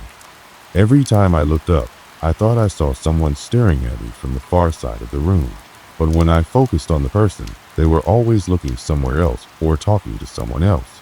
It made me feel like I was losing my mind, but the sense of being watched never stopped. Then, it happened. The lights in the pub flickered just for a moment, but it was enough to make everyone stop and glance up. The bartender cursed under his breath and tapped the light switch, but it didn't do anything.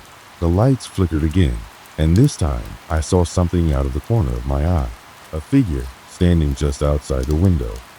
It was a man, tall, with dark hair, dressed in a long coat. I couldn't make out his features, but I knew something was off. The way he stood there, so still, made my blood run cold. "Who's that guy?" I asked Mark, pointing toward the window. Mark followed my finger and squinted. "I don't know. There's no one out there." I felt my heart skip a beat. What do you mean? There's a guy standing right there. Mark stared at me for a moment, his face a mix of confusion and disbelief. He got up to walk over to the window, but when he reached it, he stopped. The window was empty. The figure had disappeared. I shook my head, feeling dizzy. What the hell? I swear he was just there. Mark shrugged, clearly not as unsettled as I was. Man, you've been staring at the lights too long. It's messing with your head. I wanted to believe him. I wanted to laugh it off like he was. But something about that moment, it didn't feel right. It felt like I was losing touch with what was real, and I didn't like it. The rest of the night passed in a blur. I couldn't focus on anything. I kept looking over my shoulder, half expecting to see that figure in the window again. But the more I looked, the more everything seemed normal. The conversations, the laughter, the music, it all kept flowing, but I couldn't get rid of that feeling. It wasn't until later that night, when I was walking back to my car, that things took a turn. I was just a few steps away from the parking lot when I saw something on the ground, a small, crumpled piece of paper. At first, I thought it was just trash. But when I bent down to pick it up, I noticed something strange about the writing. It wasn't in English. The characters on the paper were foreign to me, curved and flowing in a way that didn't look like anything I'd ever seen. I turned the paper over, hoping for some clue as to what it meant, but there was nothing. Just that same strange writing, like it had been placed there specifically for me to find. I looked around, suddenly feeling a chill. Was someone watching me again? I couldn't tell. The parking lot was empty, and the town was quiet, but the sensation, that prickling on the back of my neck, was undeniable. I folded the paper up and shoved it in my pocket, feeling a growing sense of unease. The night's events were starting to pile up too many odd things, too many unsettling feelings. I couldn't ignore it anymore. Something was going on. As I got into my car, I tried to brush it all off, but I couldn't. My hands were shaking as I started the engine. The paper was still in my pocket, burning a hole in my jeans, like it was calling out to me. When I got home, I put the paper on the kitchen counter, hoping that a good night's sleep would clear my mind. But I couldn't shake the feeling that something was out there, something connected to the bridge. The strange writing, the figure outside the pub, the feeling of being watched, it was all linked. The next morning, I woke up to find that the paper had disappeared.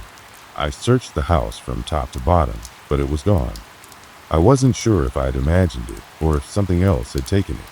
But I couldn't forget the feeling that came with it, the sense that I was being pulled deeper into something I didn't understand. At that moment, I knew I couldn't ignore it any longer. Something was happening, and it was tied to that bridge. I needed to go back. By the time the next week rolled around, I was no longer questioning whether something was wrong. It was undeniable.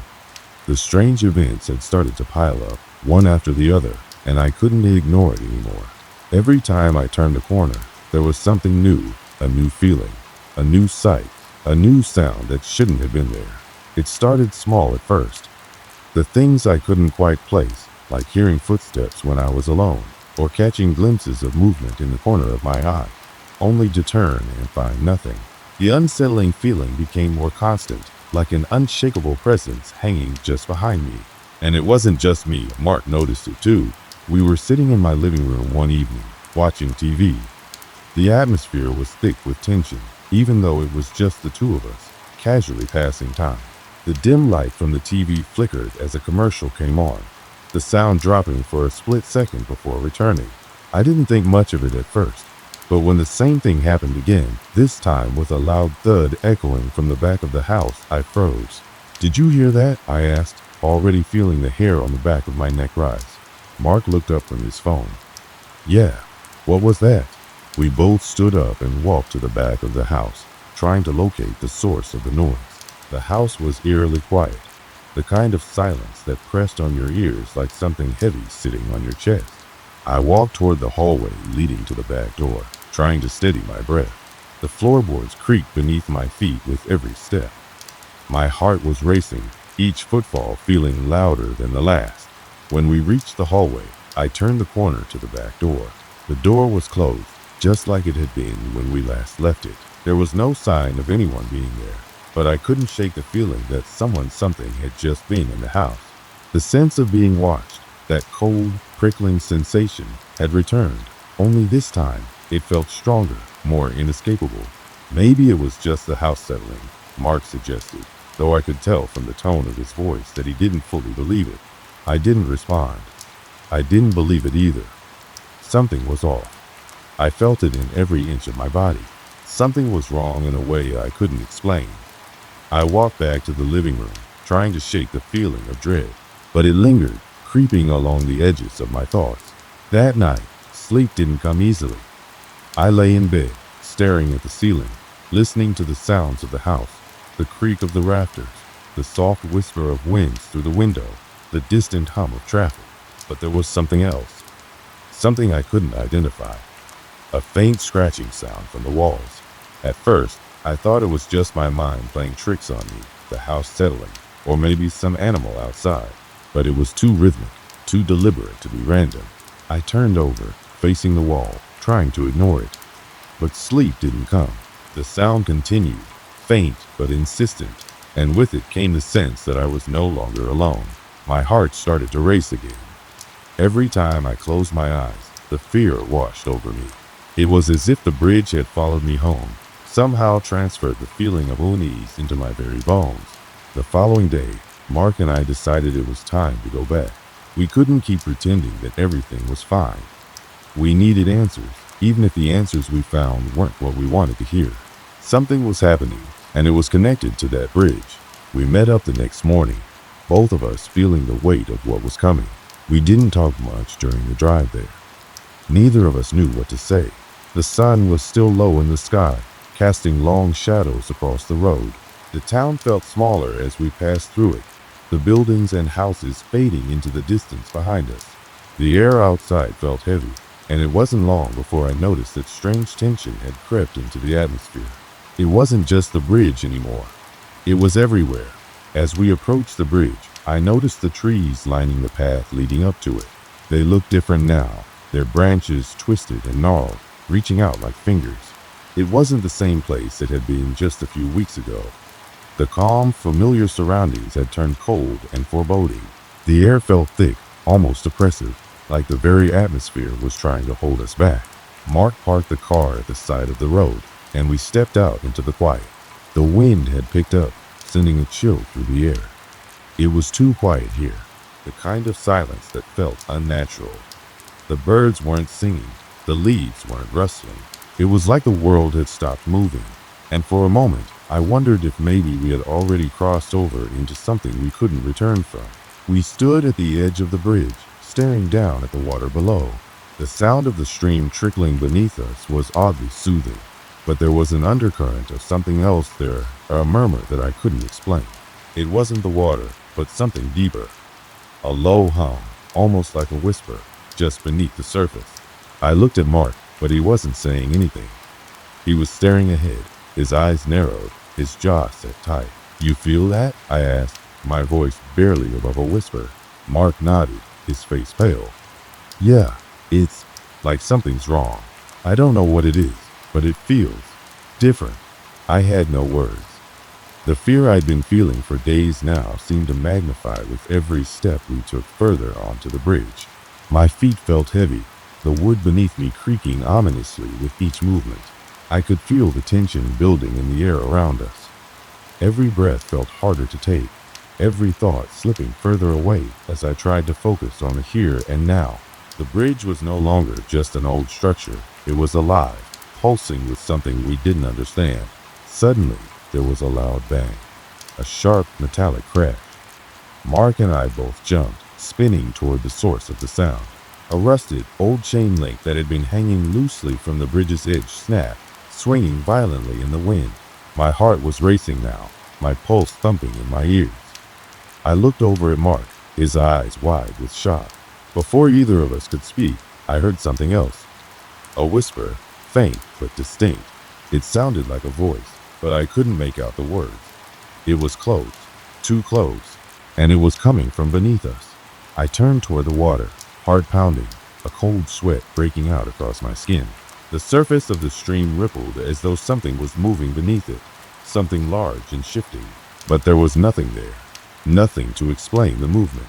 Mark stepped forward, peering over the edge. I don't see anything. There's nothing down there. But I knew what I had felt. It wasn't just the bridge. It wasn't just the water. Something was here with us. Something we hadn't understood before. And it wasn't going to leave. I backed away from the edge, the coldness in the air wrapping around me like a suffocating cloak. We need to leave. Now. Mark didn't argue. He turned and began walking quickly back toward the car. I followed him, but the feeling of being watched didn't stop. It was there, crawling over me, pressing down on my chest. The bridge felt like it was still watching us as we left, its presence lingering, even as we drove away from it. I couldn't shake the thought that we had just uncovered something much worse than we had ever imagined, and I knew we couldn't ignore it any longer. Whatever had been awakened on that bridge was coming for us. The days after we left the bridge felt like we were walking on the edge of something we couldn't control. Something had changed in both of us. Mark was quieter, his eyes darting to shadows like he was expecting something to leap out at him. I, on the other hand, felt like I was living in a constant state of unease. It wasn't just the events surrounding the bridge. It was the feeling that something was following me. Something that had been stirred into existence by our mere presence there. By the time the weekend rolled around, I knew we couldn't avoid the bridge any longer. It wasn't just our curiosity anymore. It was a compulsion, an undeniable need to return and confront whatever was happening. Every time I tried to push it out of my mind, the images came flooding back. The noise from beneath the bridge, the strange whispering, the coldness in the air. I couldn't shake it. It felt like a part of me now, like I was tethered to the mystery of that place. I called Mark that Saturday morning.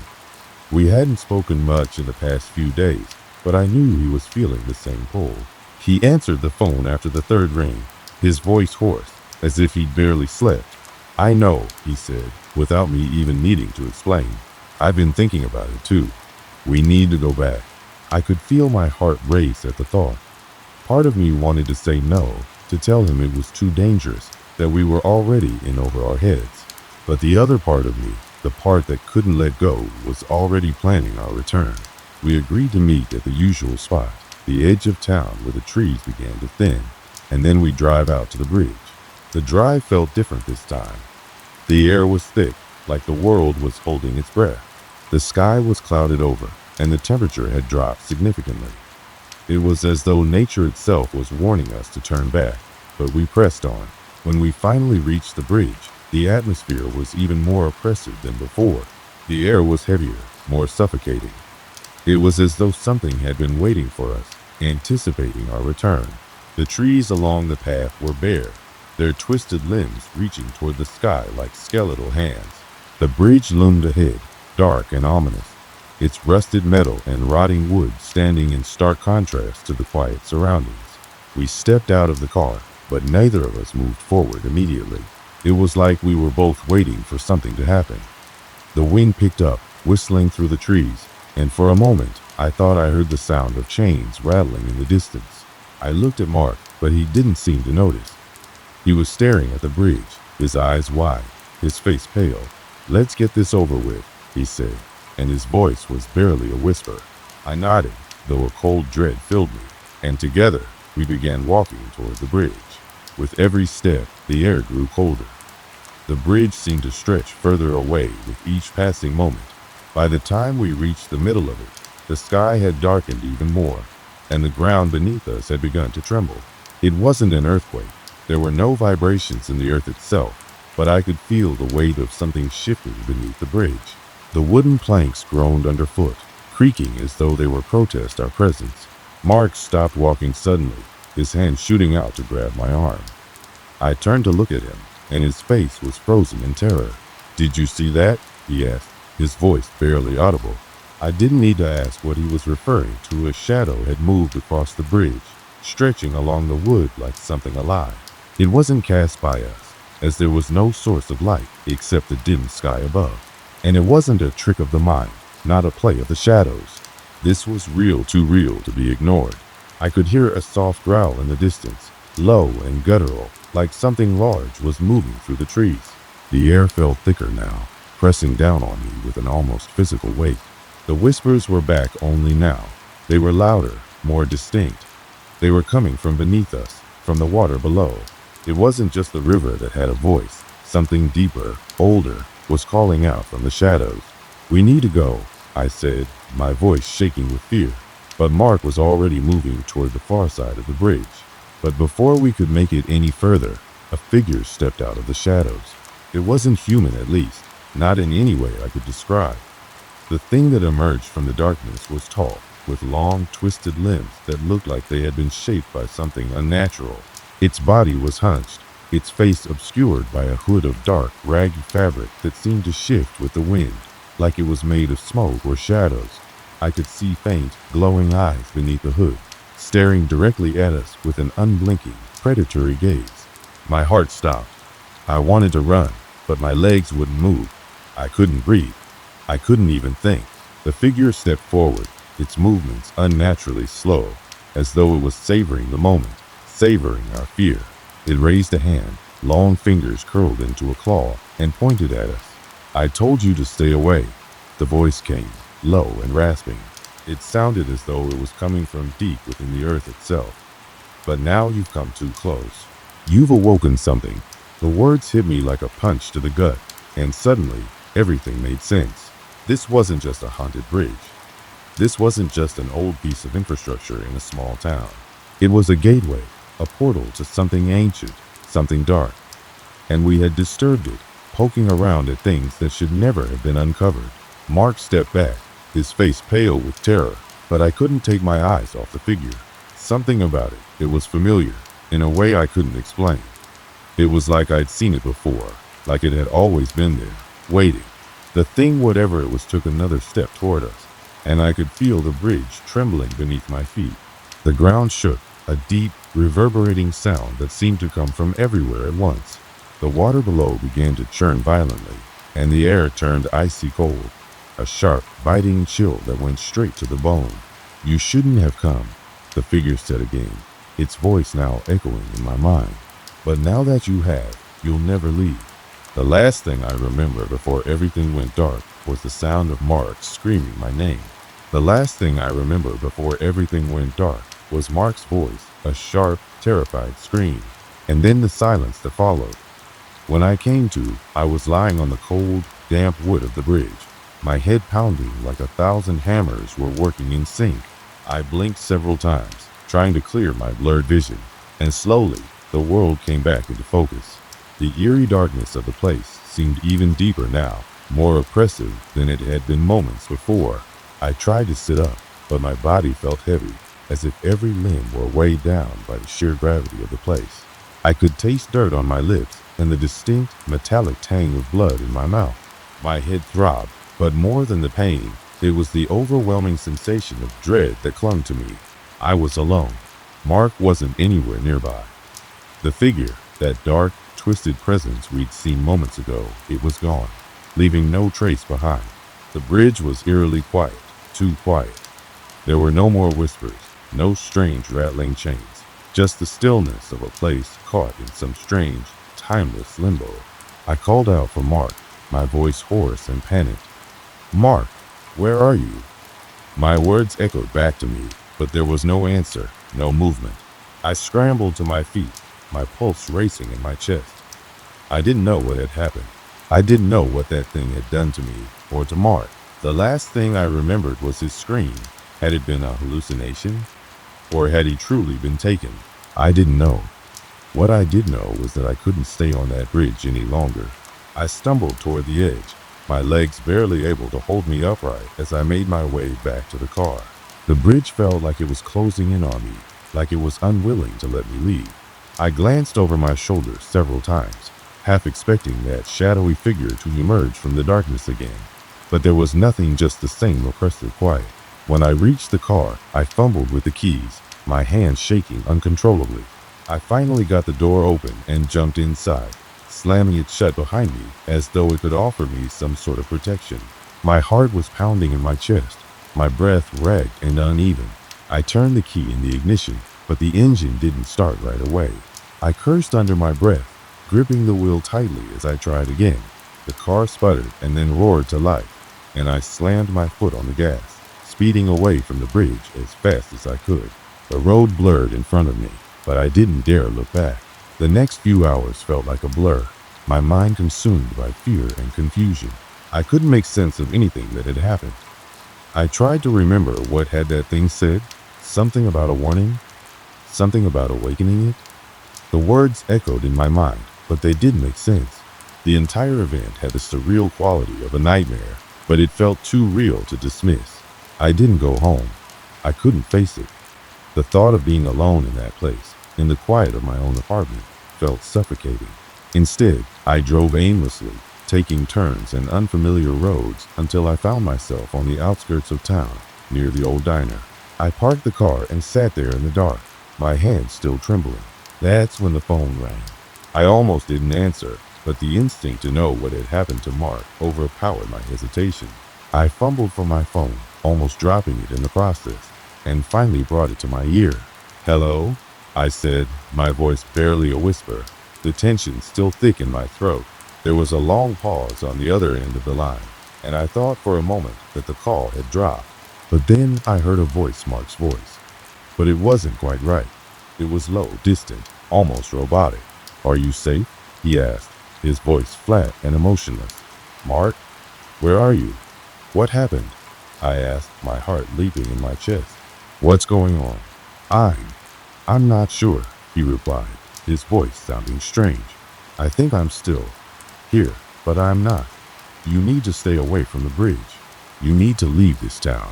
I felt a chill run down my spine. "What are you talking about? What happened to you? Where are you?" But the phone went silent. The line was dead.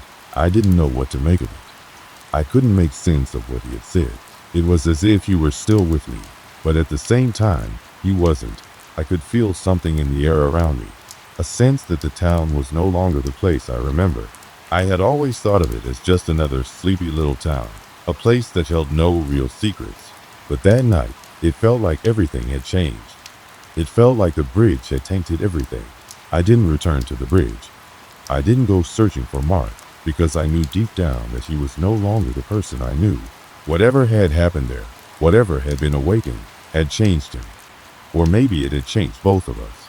The days that followed were filled with confusion, isolation, and unanswered questions. I couldn't talk to anyone about what had happened. No one would believe me, not that I could even explain it properly. Mark never came back.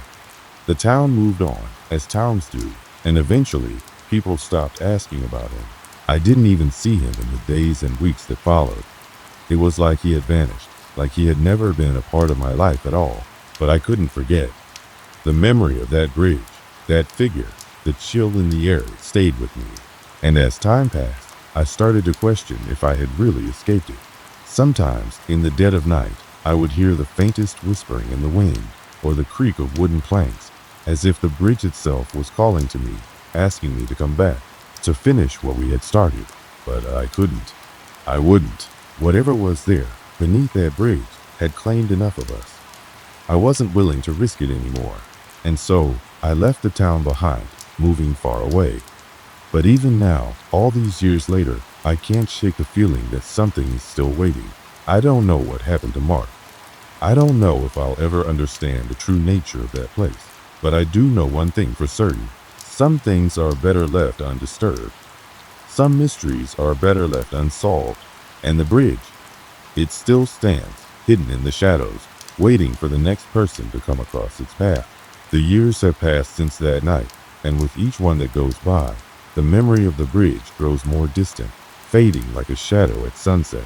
But no matter how far I try to run from it, no matter how much time I spend trying to forget, there are moments when the past claws its way back into my life. Moments when I'm alone in the dead of night, lying in the dark with only my thoughts to keep me company, and the memories come rushing back, raw and unrelenting. I've tried to convince myself that it was all just a nightmare, something brought on by the stresses of life, by the mundane exhaustion of a life too tied up in routine and too far removed from adventure. But even I, in all my attempts to rationalize it, know better. What happened that night, what Mark and I experienced, was real, and it still haunts me, even now. It's funny how you can live through something terrifying, something that should break you, and then after time passes, you start to wonder if it was all in your head. The mind has a way of protecting itself, doesn't it? You push down the memories, push down the fear, until the things that once seemed so vivid begin to blur. But I've learned over the years that no matter how much you try to hide from the truth, it always has a way of finding you again.